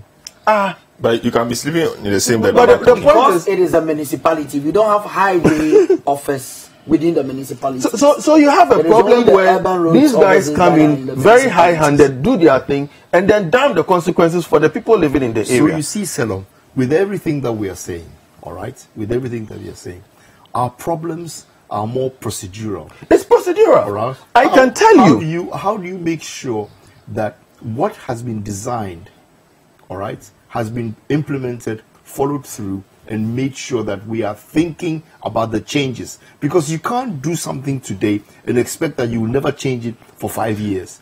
You've got to look at the dynamics. The thing is that the thing has to even be future-proof. It has to be future-proof. You are looking at this situation, now you have so many ad hoc measures, now you are looking for money to do remedial measures. Meanwhile, people are still dying on the road. There will still be accidents on the road because of the way the nature of the road is even designed. So the lawyers are here. Let's talk about criminal procedures. Let me take a few comments from our Facebook live feed. Ni Kwate Kote Richard said, please the tunnel idea is a no-no. Why? The same people we are trying to protect will use the space as refuse dump. Kindly visit the Accra train tunnel at Odona. You will be surprised. The overhead footbridge is okay. Just fix the stair flights. He does have a point, but that can be fixed. That's just a matter of vigilance and some monitoring, and you stop people from doing all that. So. Abraham Dantata says the minister who oversees the project of this Adenta Highway should be held responsible. You say, so you may need the constant. Okay, so Nikwate comes again and says you also need a constant lighting system to keep the place lit. Okay, so just in furtherance of the point that the tunnel is a no-no. Ghana is retrogressing because of hypocrites of people in power. All right, so Koshibi, your message is interesting. Aram Kujo says, Selorm, we voted NDC out because they didn't fix the bridge. Tell MPP to stop telling us what the NDC didn't do. It is exactly the reason why we voted for MPP. So shush or shush and fix the mess. Kwesi Amoisi is not quite happy with Sydney's comment on the logic point. Why? Okay. No, but he is okay, so don't worry. I think we have to help our leaders to think by protesting anytime we see something going wrong. It is very sad. This is Dan Atito. He's saying that he thinks we need to help our leaders think by protesting anytime we see something wrong. Okay. Well, so let me take. Okay. Reggie Tego from Luton, UK says, are we really a serious nation? People in responsible positions on the Adenta incident should be held responsible for these deaths. I wonder what goes on in the heads of our politicians.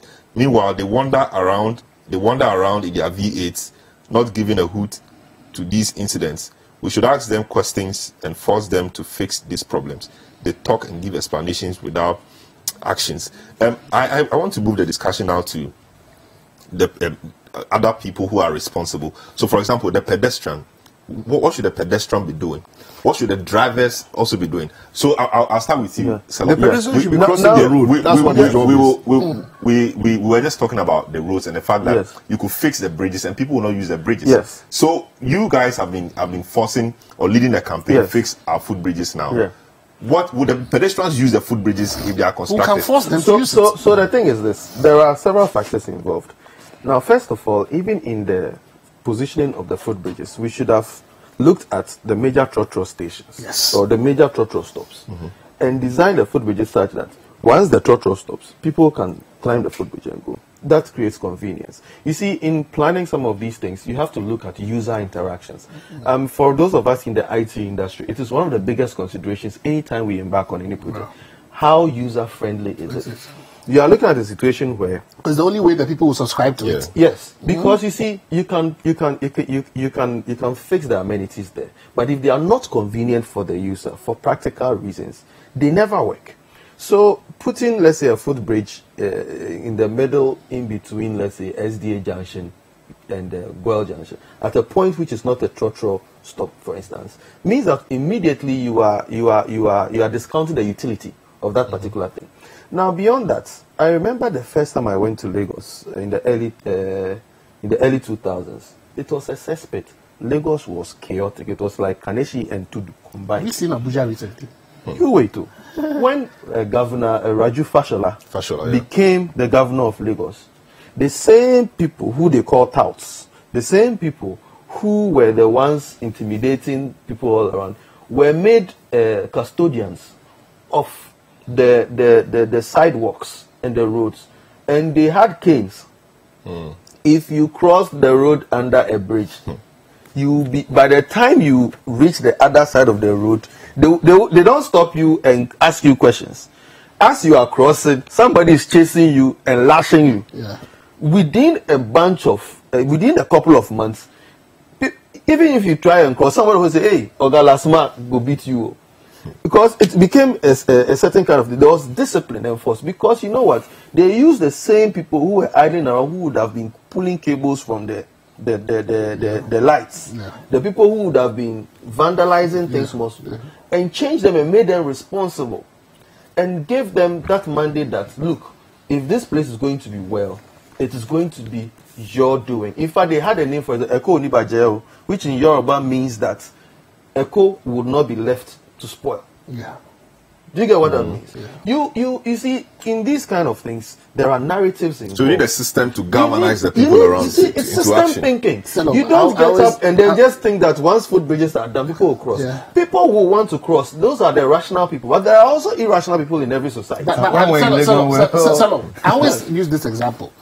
You've seen the Ministry of Defense building at 37, the one near the Lands Commission. Yeah. You see, there's a road marking in front. If you get it, you will stop. It is amazing. You will stop. Because of the soldiers. You will stop. There's no soldier there. The MP is always sitting inside. But the space in between those, the traffic light. Go to Bema Camp.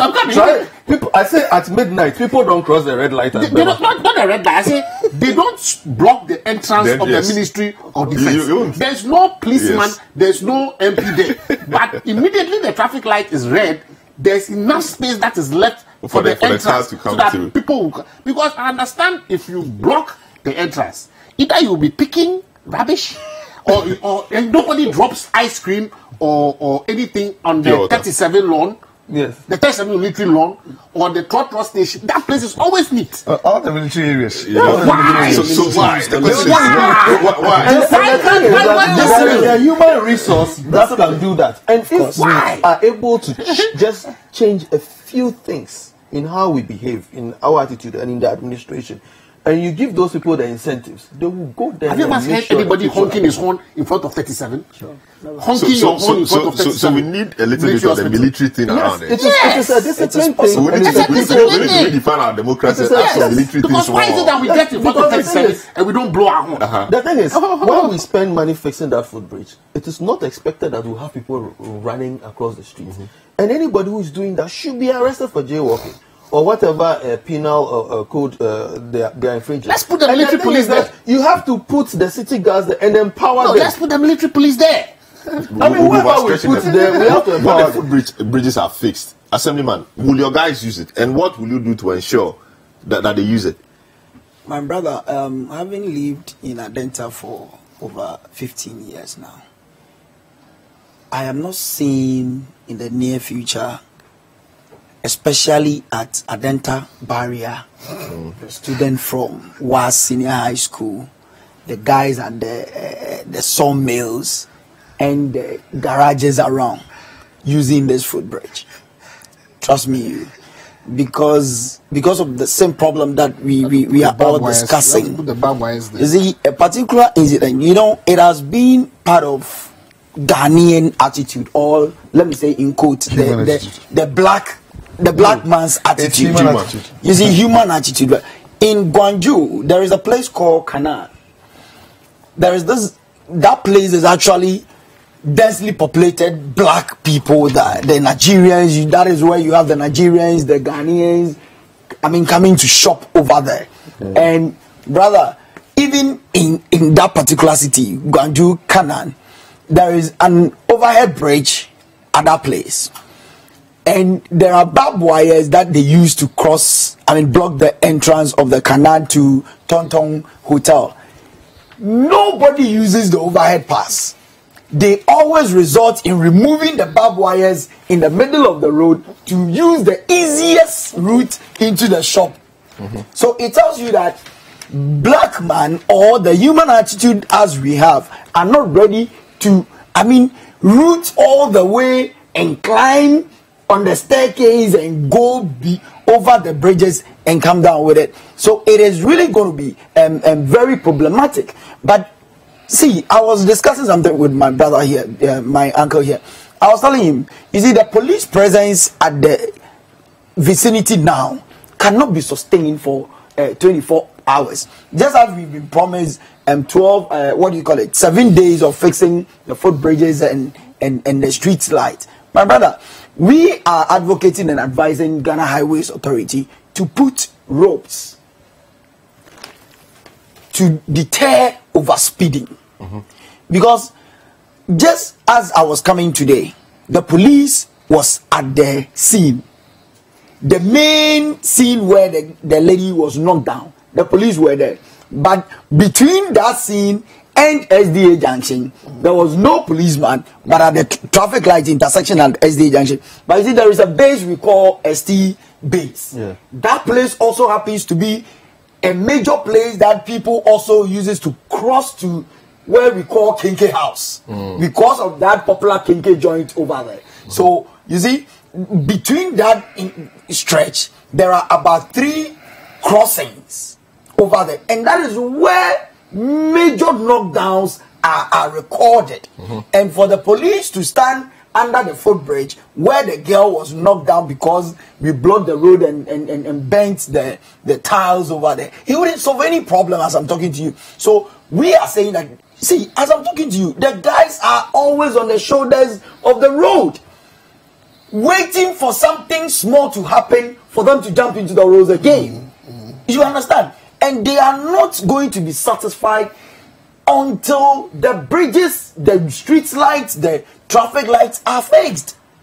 Yes, we welcome the good news that they said it's going to be fixed within a week, or it's going to be started being fixed within working on it. A week. My brother, the residents of Adenta, Mamomo electoral area, Bentana electoral area, and Adenta West electoral area are not ready to sit down unconcerned and see their people being killed by vehicles anymore. Vote out the MPs.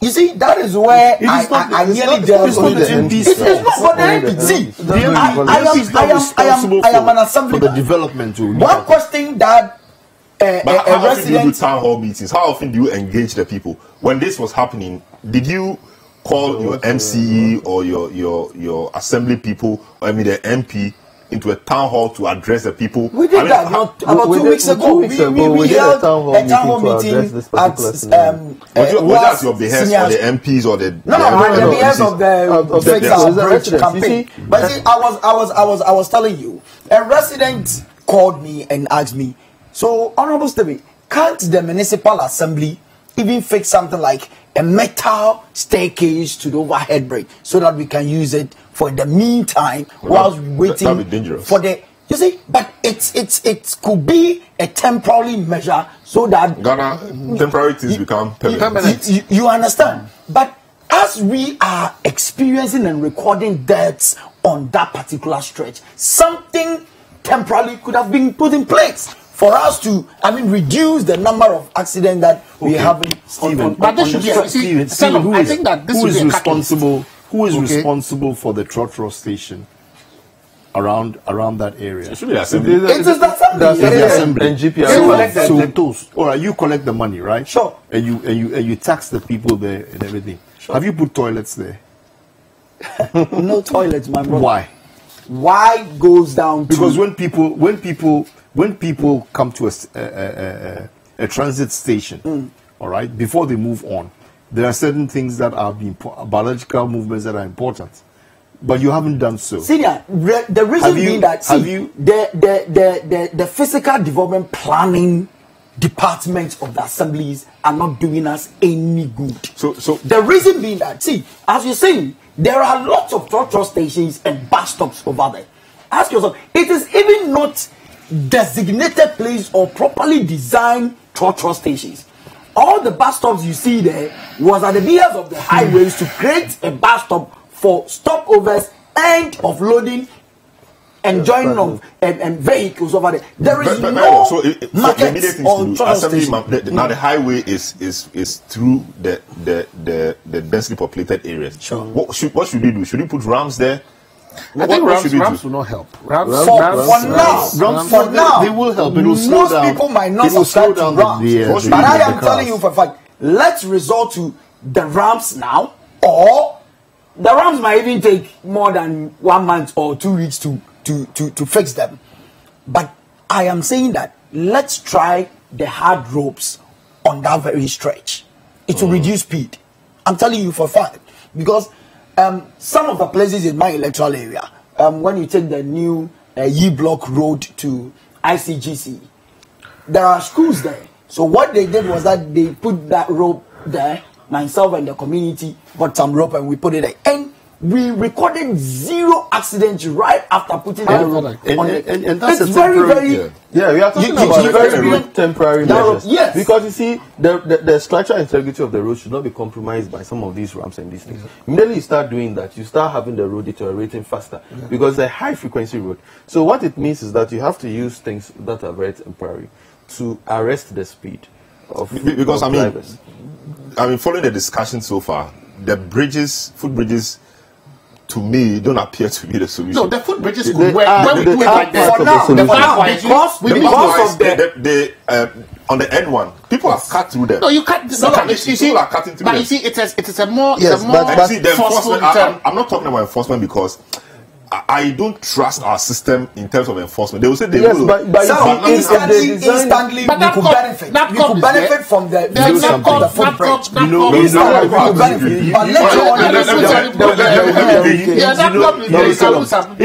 If I'm to offer a piece of advice, yes, so quickly, so highway authority or urban roads or whoever it is, common sense and understanding the way our lives are, the people's lives are, should easily give you a solution. Go under the road, tunnel under the road, all right? And when you tunnel under the road, have a little side thing where you have not like a travelator, but a roller system on the side, so that when people go down, they can put their goods and all the heavy things that they are carrying on that roller, and they pull it or push it along as they are coming until they get to the other side. You see what I'm saying? I see what you're saying. The issue here is that... and I think that is one of the principal reasons why people are not using the footbridges, is because the loads they are carrying... they need ramps. They need ramps. But you see, the problem is this. Even storm drains in the area, even storm drains the area. They are not ready to even fund the development of the storm drains to the extent that they'll even do some of these major works. I just believe that what needs to happen is very simple. People need jobs. If you put people there around the footbridge area to carry the loads, no, not even across that, the bridge, not even that, to ensure that anybody who crosses is collected and receives a fine. There might be corruption. There might be people bribing. But at a certain point, people wouldn't want to pay just to cross a road. They would rather climb the thing than pay. That's an interesting one. Yes. Let me take a few if we comments. do that, we would actually rather begin to shift behavior. Because the main point is that we need to shift behavior such that the first thing that comes to you, or the first inclination that comes to you, is that let me use the bridge instead of crossing. Okay, no, Sydney, you wanted to make a comment on the class action thing. I'm interested in that. Yeah, we need to do that. Yeah, I think Nick Papu's thoughts coincides with what we are thinking about as Occupy Ghana as well. There's a comment here which is not very friendly to Occupy Ghana. Who's that? No, I mean, somebody says that you guys, some time ago, you went to occupy the Flagstaff House because of Doomsaw. Okay, so he mentioned some of your leaders. He said, and the likes who claim they were citizens and had to occupy the Flagstaff House because of Doomsaw, when people were not dying. But today, the Adenta Road had killed over 190 people, and that, and you've gone to sleep. You are just protecting contracts. What is his name? Etc. It's called Abdul Aziz. Abdul Aziz, please. You're not keeping up with what is coming up in the media. We issued a press release on this thing just last week and gave solutions to how all this should be fixed. And we did actually issue what we consider to be a strict ultimatum of when these things should be done. So please, let's not... Barrow, so just address it. He's an NDC foot soldier. No, you don't know that. You don't know that. All right, this is why the class action. Sidney doesn't like my... So, I mean, go there, mobilize the people. I mean, public service. No, but I cannot, unfortunately, Senior, I'd like to tell you that we don't solicit lawsuits. It's against our ethics. But what we can do is to advise. You understand? We can give... In any case, I have been instructed by somebody good. to sue. Yes. On this matter? On a road incident matter. Yes. No, Alex, I think, you see, let me just open up a little bit about, usually, Occupy Ghana, we don't talk about what we are planning to do until we actually get into it. But you see, you guys are lawyers. Can I not bring an action not only to sue for what may be, I'm not sure whether we can get a criminal suit out, because the excuse will always be that they didn't have the funding. No, the Attorney General, you could. No, but there could be. I'm sure there could be a wrongful death suit or a negligence. This is negligence. We don't have the wrongful death act here, but we have the negligence, because there are clear acts of negligence which you can track and trace. His defense against negligence is that I applied for the funds to do the job. No, that's not enough. There are aspects of this. You see, when on Joy FM on Monday morning, when I was listening to the director of bridges, there were several statements that he made that if I was a lawyer, I could have just recorded and used that as negligence from whichever department. There is a director of bridges. Yes, there is a director of bridges at the Ghana. You'll be surprised at the director of and the thing is that there is a chronology of negligent behavior by the civil servants at that Ghana Highways Authority that has caused all these things. Yes. Very well. The fact that the contracting. What does a director of bridges do? Director of I honestly don't want to know right now. Works around. Bridges properly constructed where needs bridge. That's an engineer's job. Why do you need a director for that? This is how your money gets wasted. On the legal bit, as part of education, I would advocate that the family members of the victims, 198, and Youth Assembly, organize. There are a lot of NGO law firms and others who will take these things up. I know that my brother Francis Osu is in that this day. I'm sure he may also have plans to take it up. I was trying to reach him this morning, I couldn't. He's called me as well to reach out and have, you know, these compensations. Sometimes when they pinch the pockets of government, it's a reminder that these things should not be made to happen. So you go to court, the court awards very hefty fines and damages against these individuals. I think the Supreme Court in some cases has said that some of these negligence actions now should be taken directly from the pockets of the directors, yes, who cause these things. And so if you are a salary and you know that your pension and those things can potentially be affected, I think that you will be sitting there. Let me take a few what I'm thinking of more is I want to bring an action, a writ of mandamus against all these people who are supposed to do. Yes, you can. According to the acts that set them up and what their jobs people are supposed brought actions in respect of taxes. Okay, first make the demand. Yes, make the demand. Yes. Okay. If they fail, you write to them. Yes. Calling on them to make good what they have defaulted in doing. A recent case of the and then because if you don't first do that, you will be not suited. Yes. Yeah. And then when they have failed to do that, then you can sue. Yes. Well, we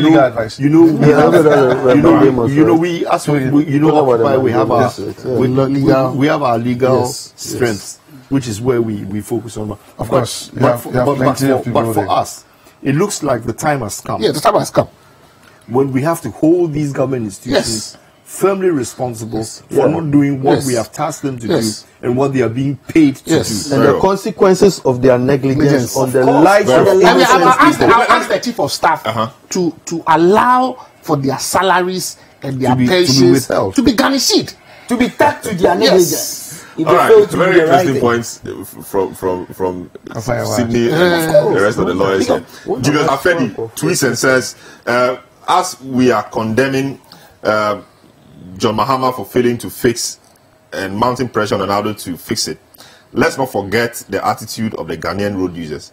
crossing the roads at the wrong places without using the footbridges. That's not the big issue. If you don't put pedestrian why crossings there, they won't turn build the bus stops in Accra into trotro stations and markets. These are some of the reasons people are being killed day in and day out. Hashtag the big issue. It's an issue of enforcement, and the law enforcement agencies must get to work.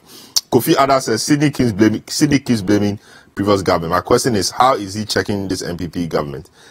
He should ask President Adonoo to invest the allocated oil fund for infrastructure approved by law to fix the Adenta bridges. Negligence galore. Ghanaian politicians only chop, you say.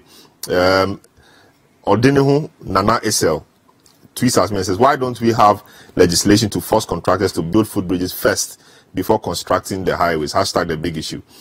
Since our leaders only understand chaos and demonstrations. Okay, if this bridge is not fixed, President Adonoo, don't blame us, because it seems the ground has been warmed up for a new legal order. Look sharp, Mr. President. Okay, so he tweets a picture of a place he calls the Otekpolu Bridge. Otekpolu Bridge. I don't know where that is. And that's Julius Afedi, almost warning the president of things to come. Anthony Dogbedo says, Selorm, we voted NDC out because they didn't fix the bridge, plus the other things they didn't do. Tell NPP and their reps to stop telling us what NDC didn't do. It's exactly the reason why we voted the NPP, to fix the mess and stop the blame game. I've read already. Okay, I'm sure he sent it both to Twitter and then to WhatsApp. K. Amofa says, seriously, how much of our taxpayers' money are spent on state visits? Almost every month, government spends money on people visiting Ghana, yet we have no money to build basic infrastructure for our citizens. Hashtag the big issue. Okay, so I think, Anthony, you've sent this message many times. Sydney, do you mean the MPP is going to finish all projects they will start within their term? What then is the meaning of governance being a continuum? Your logic in this discussion is also the term is also problematic. That's from Amofa. What my message was is that when you have responsibility and you don't fulfill your responsibility, accept that you did not do the job. That's all. All right. Monday, Unaifa says those politicians should shut up and fix the bridges. Do they think that human lives? Okay, I think I read this earlier too. I recommend Selorm Adonoo is a big issue, and our anger management track for every Ghanaian. The tension needs to come. That's Godwin Kofi Abwa. Well, there's a lot of tension. Yes, I mean a lot of things to talk about, but time. So we will take a quick break. We will return and then delve into the Aayalolo discussion, and we will also quickly look at the matter of the UT Bank and Capital Bank. They've been sued, and we'll see what our panelists will have to say on that. Don't go away.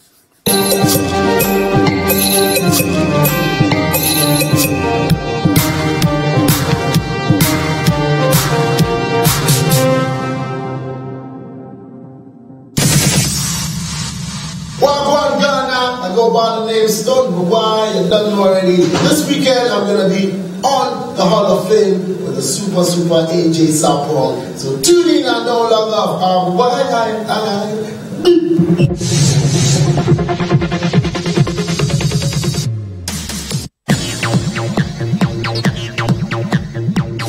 Live music, interviews, poetry, and more with your favorite personalities. Be our guest on Saturdays from 2 to 4 p.m. for the most exciting moments on TV.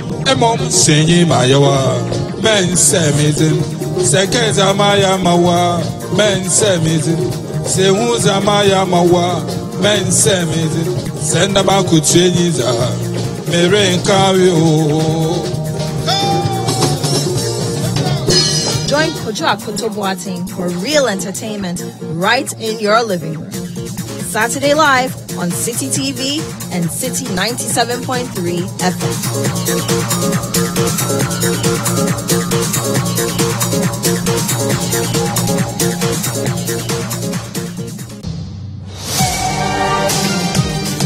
Wherever the weekend sporting action happens, we will bring it to you here on Scorecard. Every goal, every dunk, every punch, the winning strides, and the winning volleys. International media, he said, look, wait, sit and eat. Let me have a meal with my people. And I think that's the same cool, it's the same organization he brings to the field every time I've seen him play. He looks to me like somebody who has played over 50 caps already. Okay. But this guy has barely played over 25 caps for the national team. All of the weekend's action in one place.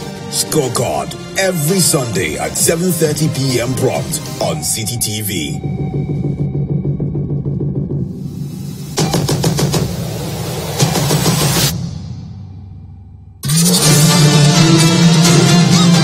Get the backstory of the major news stories on press conference. Hear from the editors and the reporters behind the biggest stories of the week. The university needs to think and reconsider. There are women who are in our universities who have been sexually molested for grades. That doesn't matter.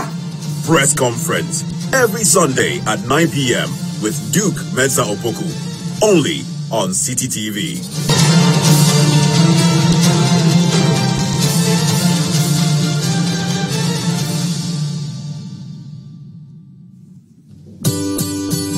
City TV is live. City TV is a free-to-air digital channel. On a digital TV, please press menu on your remote control and run a news search on your TV.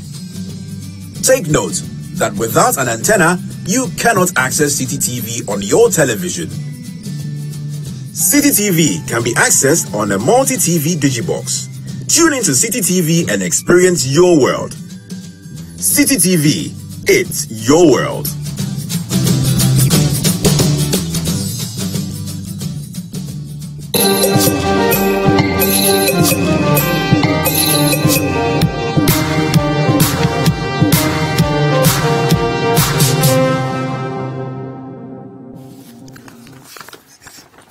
All right, you're welcome back to the big issue. We are live on 97.3 City FM. We are also on City TV. We are around the globe at citynewsroom.com, and we are on Facebook Live. Quite a number of comments in our Facebook feed, and I've been trying to read some of them, and I'll keep reading some of them. So keep your messages coming in on WhatsApp as well at 0549 986 996. And our guest this morning, Nick Pako Samoa, the private legal practitioner, member of the NDC, Alexander Aban, MP for Gomoa West Constituency, Vice Chairman of the Constitutional, Legal and Parliamentary Affairs Committee of Parliament, Selorm Brantier, who is a Vice President of Imani Africa and member of the group Fix Our Footbridges now, but I will finish with that discussion. So he's a Vice President of Imani Africa and he's an IT person. Sydney Kisley-Hayford, member of Occupy Ghana and a financial analyst. And we've been joined also by Ben Victor Avadu, who is an engineer. Now we're delving into the discussion of the Aayalolo bus transport system. As you may well know by now, the Aayalolo buses are off the road because that entity, as it were, has collapsed. Their buses have been grounded because they have no money to buy fuel to power the buses. That system came as, that system, we were so happy was launched because it came across to us as a civilized public transport system that gave the commuter some dignity, in commuting from one place to the other. And there was a talk of expanding it to other places like Adenta, Kaswa, and so on and so forth. But all those things have now been grounded. The board chairman of the entity, that is the mayor of Accra, Mohamed Niaje Soa, in an interview this week, said that the system was actually set up to fail. And he said a number of things. Their communications manager, Fred Chidi, who is a former boss, my former boss, has been speaking on the matter. So if you have the sound clip or the video, let's watch that quickly and then we'll come back and do the discussion. This is quite technical, but I'm told from the operations point of view that for the number of buses that we are operating now, we need about 45,000 liters of fuel to get back on the road. And that is where we are making a passionate appeal to the owners of the system. The owners here is the government of Ghana. You understand? It's a government of Ghana. GAPTE is just a regulator running these buses. The owner of the project is the government of Ghana. That is why we in GAPTE are appealing for support from government, to support us run the system, because we have built a customer base of 14,000 passengers daily. And that's we are operating 59 buses on the 2 routes. We are doing Amasaman Tudu and then Kaswa Tudu, and we are exploring other routes. And currently we are thinking about adding the Kokrobite area to the service. All right, so you heard Frechidi there. Frechidi is the communications manager for GAPTE. GAPTE is the entity which manages the Aayalolo buses for government. GAPTE is Greater Accra Passenger Transport Executive. Yes. Executive. All right, so I'll start with you, Benavadu, since you have worked in the sector and you have been with STC and done some work with Aayalolo. Initially, we heard it was a BRT, Bus Rapid Transit. Yes. And now we hear it is Quality Bus System, QBS. What's the difference and why that? Quickly. Well, the whole system is supposed to be Bus Rapid Transit. That is it. And that is the purpose for which it has been brought together as a novelty. If the name has been changed, then perhaps because of maybe some of the deficiencies that... we understand, right? For BRT, for example, you need a dedicated lane. Yes. But in our system, we've not really had a dedicated lane. So it's not for nothing that the whole system has been given to the urban roads to implement, right? Because urban roads is in charge of what? The roads in the urban sector. So that it will see to the allocation of what? Those dedicated lanes. I think that is one of the reasons. So all the urban roads needs to do is to see to it that it allocates those lanes properly. That's the dedicated lanes, so that these buses would fly, successfully. You see, right? If they face challenges, I think those challenges must be identified so that it is resolved. Okay, so right? As somebody, as an engineer, and somebody who is working in the sector, what is your reading of the situation? What do you think is the cause of the downfall or the problem of the Aayalolo system?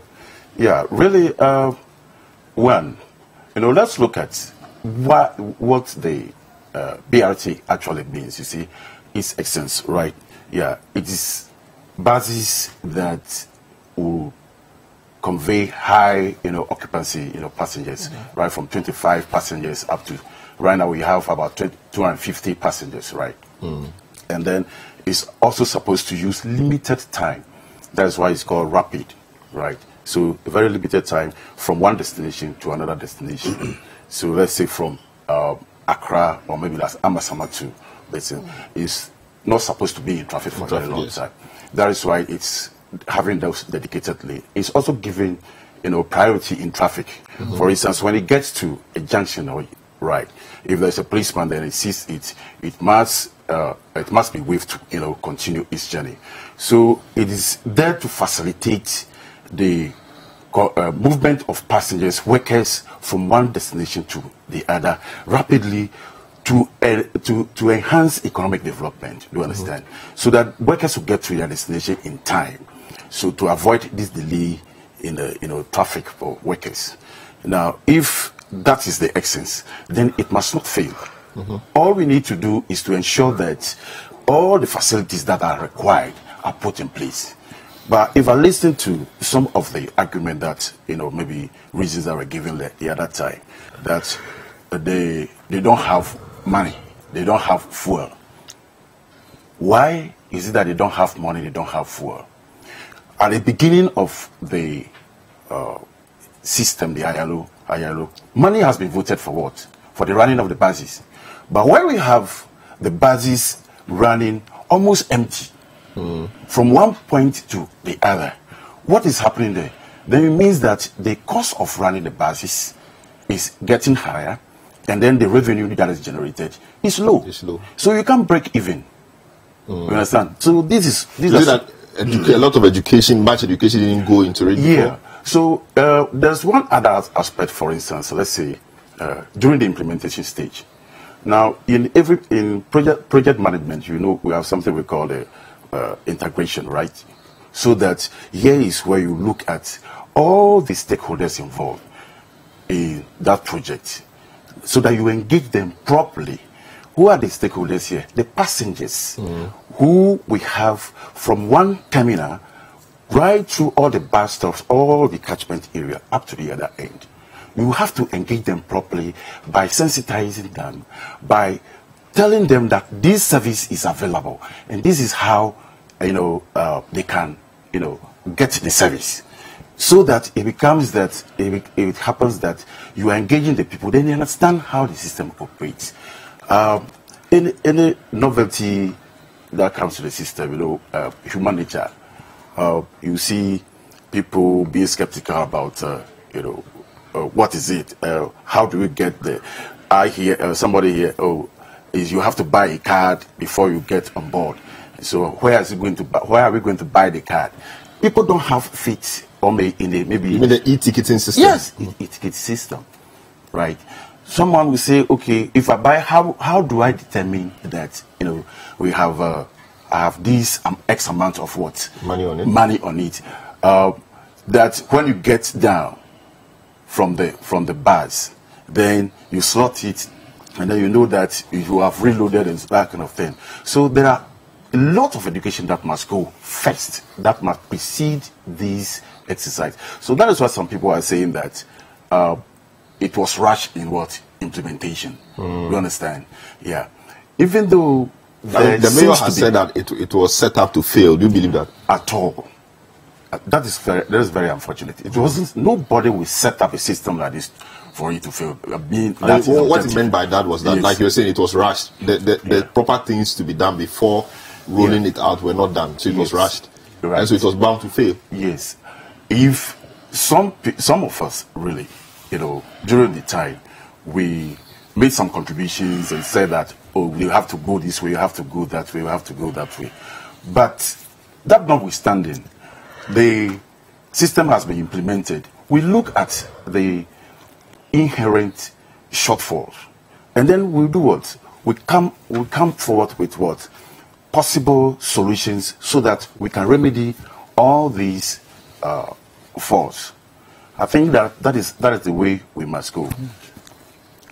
Okay, and I don't know what your take on this would be. There's a talk about the fact that the number of buses which were procured from the beginning were too many and needless. When you needed about just about 80 buses, we went procuring in excess of about 200 buses. Meanwhile, the lanes were not ready, so the buses were parked somewhere. What do you think of that? Really, these are decisions of the policy, and I don't know why they went that far to procure such a high number of buses. I was with the SCC about then, and then only 50 buses was procured for us. We're looking for more. Right. Okay, SCC wanted more. SCC didn't get. SCC got over 200 buses. Now we need. Now SCC needed more. Yeah, but I guess SCC is working with Aayalolo to get some of the buses. Is that correct? But the thing is that we have different type of buses. We have intercity buses. They are designed, and we have what this intracity. You understand? This is intracity. Yes, this one Aayalolo is intracity. Yes, yeah, purposely designed for that.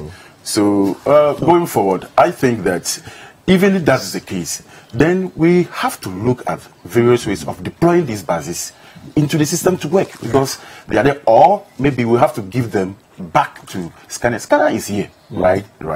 So we give them back to Scania. If you realize that we need only 80, but I actually saw videos. Right. Some have been taken to the STC in Kumasi. Yes. Which like a bush. The place was like a bush. That is what I'm saying. And the buses were in the bush. That's what I'm saying. That we have to be very proactive in this, right? The buses are there. What do we need? You have buses. Yeah. What do we need? Deploy them to the places. Kumasi, Tamale, but you need dedicated lanes to do this. Oh? You see, you don't need dedicated lanes. So now they join the traffic. Exactly. Yes. Then makes no sense of the whole thing. Not necessarily. It's not. No. Yeah. Because it's not as if you don't have cars. No, see, they are air-conditioned buses. The air-conditioned buses that are comfortable to sit in. I have used it before.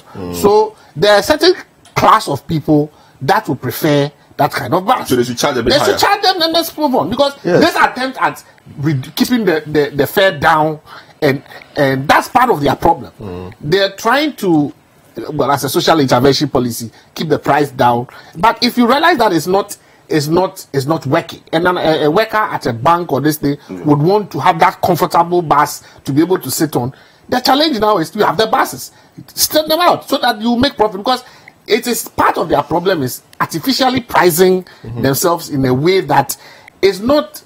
It seems there was no commercially viable, and so as if there was no link between the kind of markets that they were looking at and the kind of buses. Because if you have air-conditioned buses, you can't tell me that you're using air-conditioned buses for I would say downtrodden and some of them want to be exactly to the extent that let me deal with Newsmore. Yes. What 80 buses? Yes. Why should you go and buy 245 buses? Yes, because you want to do. See, the point is this: you want to something you've not done before. No, listen. You start small, right? No, you want to cut down, number one, on the number of cars on the road. You want to make it more attractive for people to want to use the bus. So I use that bus. I use that bus from Amasama to Accra.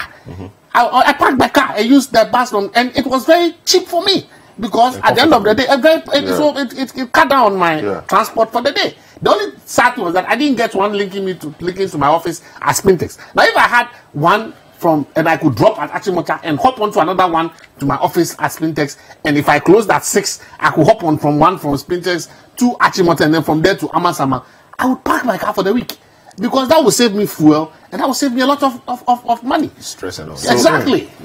So, Bishop Sena, okay. As you say, the essence is to bring about economic, this thing, as you said. You see, if you have 50 persons, let's divide it 50 persons by two people driving one vehicle, one car in one car. So we're going to have 25 vehicles so in the traffic, right? Reduce the number. So you see all these 50 passengers or people who would either have used these private cars, all of them should come into one bus, so that also in one bus the cost of fuel now goes down. And then also, in terms of environmental pollution and that kind of thing, all this is you don't sweat. Yes, kind of thing. So that it takes all these people together at one time and reach the destination at a very limited time. But here what we are saying is that it rather delays. That is why many people wouldn't like to board them. It delays because it's now in traffic. It's now in traffic. So that is what the authorities must ensure, that they remove all these hindrances all over the place where dedicated lanes are supposed to be. They should ensure that these dedicated lanes are allocated to enable this free flow transport. I disagree with the dedicated. People are prepared to pay. In this, particularly with this harsh fuel prices and what do you call it? High throttle fares. If you put those buses on lanes, air conditioned, and you tell me that the government workers and others who pay and are sitting in trotters with sweaty arms and all that, they will not prefer those buses. Trust me, they will like those buses. Try them, and they shouldn't. Everything is. You don't need dedicated lanes. Just put the buses on the road. Even then, if they are making losses right now, why should they make losses? Because of the fare. You see, because it's cheaper. Because of the fares. One. Now let's just look at this scenario, right? From Amasama to Accra, it's about 20 kilometers. And when I check the consumption capacity of the buses, a horsepower of 410, that's 410 horsepower. The consumption is 25.7 liters per 100 kilometers. If you check it, it's 1 liter to 4 kilometers. Do you understand? So if you look at it from here to Amasama, if you look at it from 4 kilometers in 20, we have 5 liters. So what is the rate of a 5 liter? What is the rate of 1 liter? Let's say even 5.2. Yes. Okay. Even if it's 20 cedis. Let's take 20 cedis. 20 times 5 is how much? 100. Okay, let's say that the cost of running this bus from Amasama to this place is 100 for fuel. Because let's factor in maybe ties, weighing 100 per one trip. Now, what is the rate?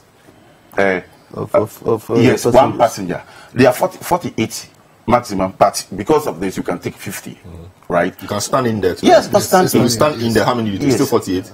Yes, when you stand, it's more than 48. If you stand, it's more than 40. So we work on 50. We work on 50. So we take 50, for instance. Okay, 50 times, if it's 5 cedi from Amasama to this place, or you see 5 cedi. So 5 times what? 50 is about what? 250. Yes. So subtract the 100. Yes. You make some profit. You get 150. Yes. That every trip you break even. So your point is that it was wrong for them to have used the Oyster card system, the card or the ticketing system. We'll come to that. But we don't have a lot of time, even if you use the electronic system, ensure that the buses make full loading at one point before they move. Other than that, as they move, what are they carrying? Yes. So if they, as I heard somebody saying that they should give the Ministry of Transport should give to support them with fuel and money. No. Should they support them with fuel and money right now? But what are they going to carry? Captain's argument is that their projection before they started was that it would take about 5 years for them to start making profits. How? Like, it is for businesses. That can you subsidize them for 5 years. Look, like 5 any business. Before you start breaking even. Before you start breaking even. We are talking about operational costs. Look at this simple scenario I've just given. Operational costs and what? Revenue. You should break even at that point. He has just made the argument. It doesn't take 5 years. No. It doesn't take 5 years. It's trip by trip, you are making a profit. Some of us, we are not saying that they have failed. But as let's say in school, but the point is that they have failed. No. we don't. In school, we say that we don't like saying we say that you have to work harder to improve. You understand? So for some of us, we say that just 3 months he can do better. He can do better. I'll come back to you on the way forward. Yes. Let me go to Selorm. It's a very simple thing for me.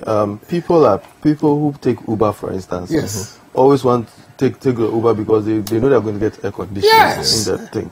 During the hot sun, the last thing you want to do is to sit in a tractor with a very noisy preacher yelling about the apocalypse. They pay you. And the Uber driver also knows that he's being held accountable. He's rated. So I believe that let them charge economic rates and expand the route network. Yes. Believe you me, if you look at, let's say, for example, the Adenta to Accra or Adenta to La Paz. Yes. The number of people that move on that stretch, or even Accra to Tema, especially in the morning. Yes. Or even Accra to Tema, and Tema to Accra. Metro Mass is still surviving. Metro Mass has been doing this for years, and although of course the business plan was wrong. The business plan was wrong. Whatever expansion plans that they had. Or which arterial roads they should connect. They knew they were going to get government support. That's the problem. If you start a project doing that, you are going to get government subvention for 5 years. So I think the media is right by saying that it was set up social democracy. We shouldn't always think of everything as a social intervention. Get more votes. Let's do the thing to be sustainable so that it will create employment and also open up opportunity for people. You can have a bus, no air condition. Take out some of the you stand inside. You stand inside for those who, and you reduce the price for the masses. For the masses, and then this one becomes a luxury. To do something in respect of the Aayalolo. Does it have television inside? Oh, I don't know. Does it have video? Free Wi-Fi. There'll be no time to. That is free Wi-Fi. There'll be no time to watch videos because rush hour. You're in a hurry. No, but when you're sitting in the thing, so we have the mass one, and then we have the one for workers. And you know what is really surprising is that they are not even bidding for transport, mass transport for workers. For workers, they're not going to the companies in Tema and other places who need. Look at the ministries. Yes, the if ministries. They had one that would go to Ministry of Interior. Yes. And then to take all the people from immigration, finance, immigration, Ministry of Education, all of that. and put them. A lot of the civil servants that will not even drive their cars because all they do is drive in and drive out. Yes. And they should be on time. And they should be on time. They should be So on who time. are these guys who operate the service? This captain. They should have put it in private hands. If you give it to Selorm, you come up with an IT. You come up with an IT. Appointed, I think. And It's a government appointed. Any government, any project with government hands, it's a problem. Government. Yes, a Give it to Selorm, who has an IT background. You come up with an IT solution, and you can collect our money for us. Metromass is also government. Honorable, it's been quiet. Honorable, the thing was working before you guys came, and you guys. This one is not politics. You guys, but that's what being said. And the mayor and co have they've grounded the thing. The promise from the beginning was that the government was going to be supporting them till about 5 years, and it's just less than 2 years into it. And now the thing has been grounded. No money to buy fuel. You are inviting me to traverse a very perilous journey. Free SHS. I don't usually want to do this kind of raw politics that that has become a lot. So we do that. Then instead of going into the real issue, we talk about it on the political surface, and then the real issue gets missing in the fray, and then that's it. Right? The point is that in the first place, I am not a fan of government going into any business. In the first place, I'm talking about myself as a person, because of what I know, and because of what we have been doing as a country. Right? Look, there's this statement in Fancy. Probably I should say it, and then translate. There's this thinking that government is better dragged, right, than being carried. That government is nothing good to be carried. Just drag it and get whatever you think you can get. And that has been the thinking of every Ghanaian, or almost all Ghanaians. Let me put it that way, right? And so anything that is being funded by government, people don't look after it well. Now, if we are looking at Aayalolo and we are comparing it with, let's say, VIP, right? Would you say VIP came in thinking that from day one they were going to create a lot of losses after 5 years before they would start making profit or breaking even? You came in with profit mentality. You come in with profit mentality, right? The idea of bringing these things good, so that people can decide to leave their cars, and that will even make transport faster, because in places that we have good transportation system, and then we have railway system and all those kind of things. Can you imagine one stretch or one journey? How many people will be transported from one end to another end? If that's the thinking, well and good. But I think government should just create the environment for private sector to do that and make their money. Government should take its taxes and go on. Now, when he was talking about it, I think he said that you should let the car load get full complement of its passengers before it moves. Immediately, that is the beginning of the failure. Because if it's about timing, if the purpose is to make sure that people get to their destination on time, then the cars themselves must move on time. So that when you go and it is even one passenger, that car must move. Yeah, so that was the problem. No, but the thing is that it's because they have not planned it well. That is how you make sure that people actually patronize. Yes. Because if I wake up in the morning, I know that I need to get to the office at 8:30. Yes. I know I have to catch the 7 o'clock bus. Yes. All right. Every 30 minutes. Every 30 minutes. It's on before time. 7 o'clock. You know that is every 6 minutes. Yes. A car will move. Yes. Every 6 minutes. Yes. That one there, it can be. That's why they got 1 2 buses on the Accra Masamai route. That doesn't make sense. That is the intended purpose. That at regular intervals, the bus must move. If let's say 6 a.m., the next one must move at 6:20. The next one must move at 6:40. So you plan and catch it. That now look even in the pricing. Yes, but what happens is that traffic, right? You go there at 8. You get there at 6.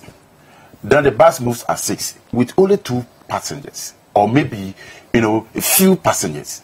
And it moves along. At the end of the day, it gets to the other destination with just a few number of passengers. How much? But doesn't it pick people up on the way? Yeah. It could pick, it could get, or it may not get. Yeah. You understand? The probability is there. You see, we floated. Sometimes you see,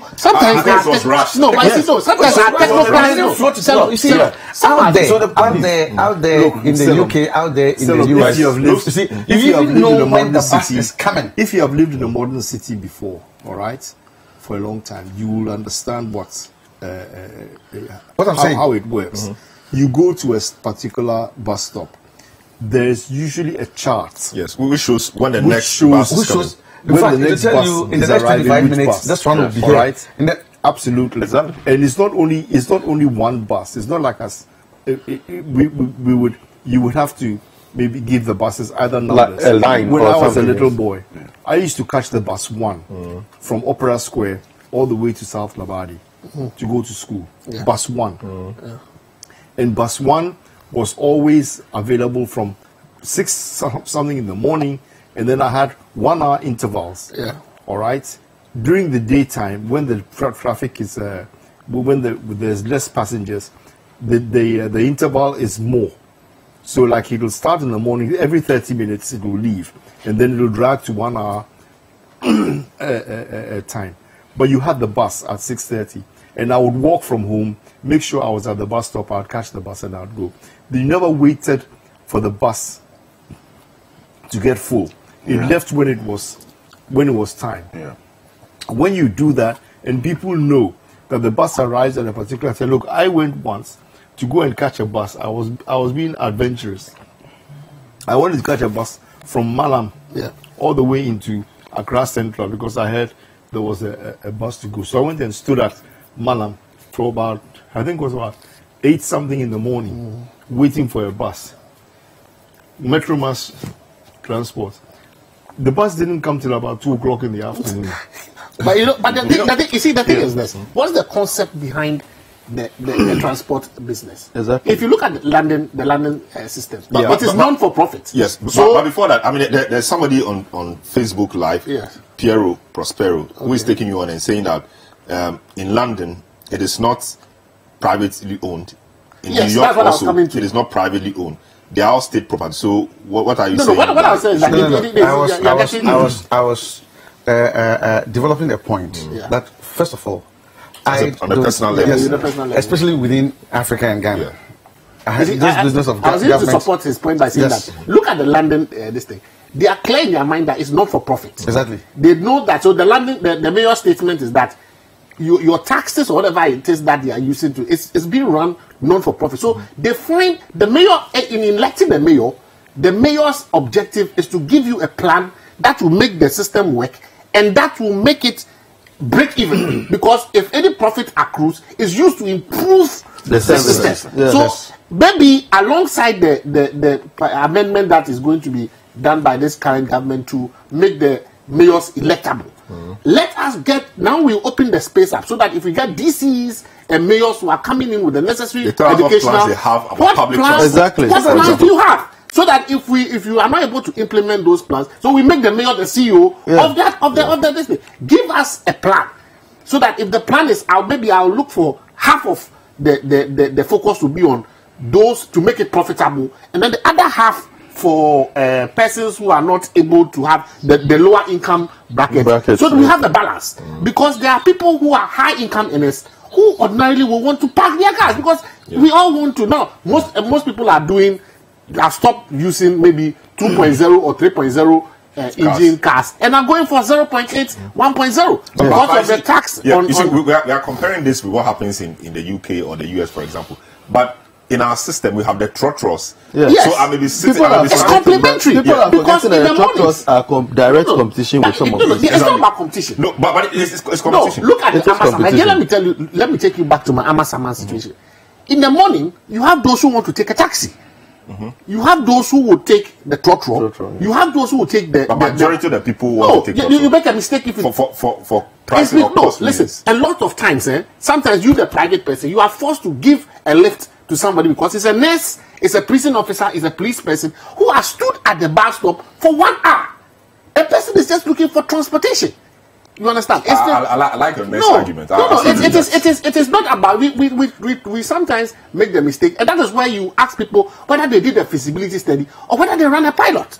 Because if they run a pilot on and I've always used that my Amasama route, you see huge numbers of people standing because the trottoirs are not enough. Yeah. The truth is the trottoirs are not enough. The taxis are not enough. Or they are caught in that. No, they are not enough. The basic truth is that we don't have enough cars to deal with our public transport deficit that we have. Wow. We have a public transport deficit. It was the traffic on that stretch. Go on the Kaswa route. Go on because there are lots children. of people standing by the roadside. This dual track and all that. It's increased the numbers. So you should look at the school children and look at and you should go to the circle.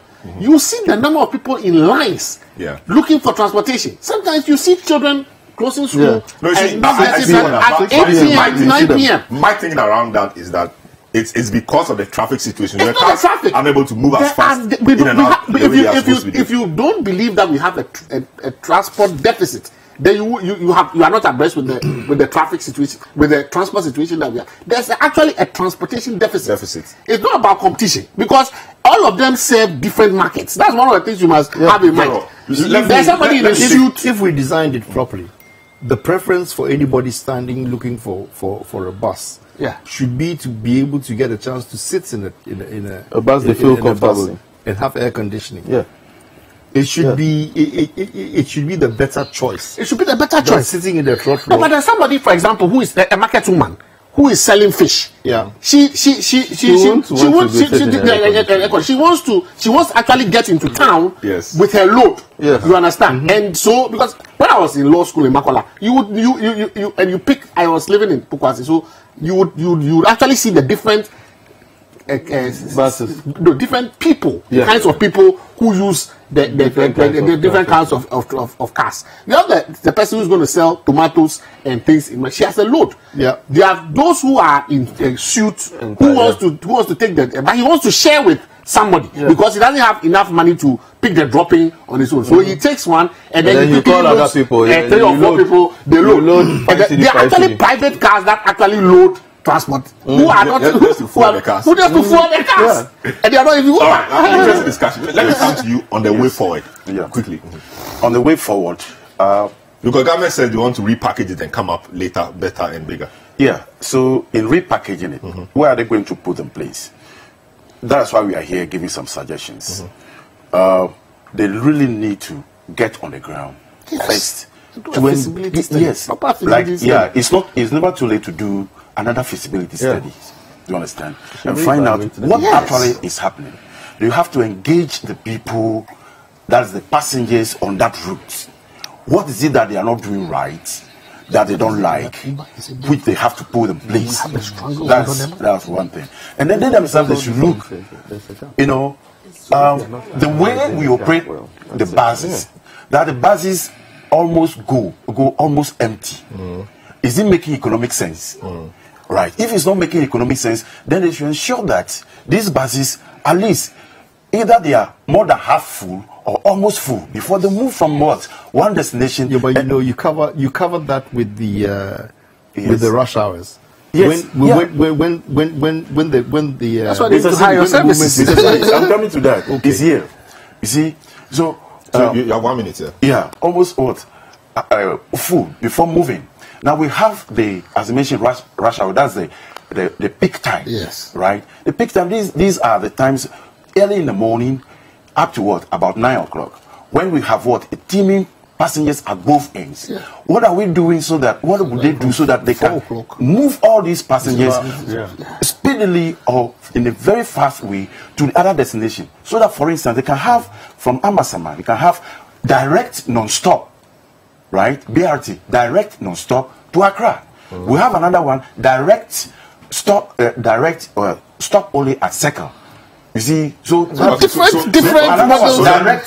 So the buses should be different ones. Yes, so different ones. Different. Is straight to Accra. Yes. Bus number 2 will only stop at Absolutely. Direct. Only Ajimota and Accra. The thing is that, and then the last one, maybe the last one, this other one, which will also follow, and will stop at both on all these stops, so that we mop up and pick up passengers who are at the stops. Very well. You understand? Very well. So in that way, you see that all passengers will be moved to the other end. And when it's happening also the other way around, when we are moving from where, maybe Accra in the afternoon, in the evening, coming down, the same approach. So that at the end of the day, your buses doesn't move empty.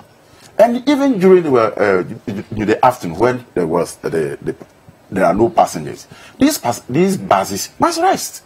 Very well. You understand? So that we don't move about inner city transportation systems is nothing new. Yes. All right. It's They've been done. I mean, Uber is there. All over the world is done. Taxifier. Everybody has his own model. It is not new science. I think there's no reason why anybody who wants to run a service like this for profit cannot go and study a system and then come and try and study. We go to other. Even as close as Lagos, you find some of these things. Very well. Let me take a few messages. Edmond Adai-Konedu is enjoying it. I'm watching you live, management. We are all doing that. Okay, Bekuma Gershon Mausi, Roger Ansu Yeboah, and these are Facebook live comments. The Aayalolo was good, but the implementation was poor. The question is, what was the purpose? If we want to have a successful BRT, then I suggest that we should dedicate one of the lanes on every stretch for the purpose, so that there would be. Well, I couldn't get that. Nothing is working in Ghana. This is from Kwesi JC. Our leaders are talkatives, you say. Agostino Kwaku Ametowo. Our leaders are fond of misusing the taxpayers' money for nothing. For instance, there is the same transport in La Côte d'Ivoire and Togo for the past 40 years now, and it's actively working. Each bus has a number, and the number corresponds to its destination. The charges are very low, and it's still running effectively. Why can't we do it in Ghana? It's not privately owned. This is from Ameto. I'm telling you, it used to be done. When I was 10, 11, bus 1 to Labadi. Okay, no Gershon also says, Selorm, do you know that there is no account on hiring? Example, 150 buses for 5 days at 1,000 cedis per day. All right, so that's an interesting one.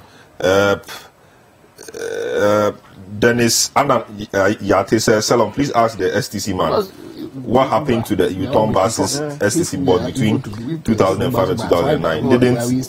Didn't they cut them and sell them as scraps? I'm not a STC man. Okay. All right. They work for them, right? Kwesi Bafo Intifo is also doing the viewing. Greetings to you. And the best thing to do. Okay, so this on the overhead thing. Well, so let me take a final comment from Selorm. Give me 30 seconds, and I'll come back to you. Yeah, I think that what needs to be done is a whole realignment of the business. I mean, there are very simple things you could do. If there are at these Aayalolo buses, for instance, there was a timer.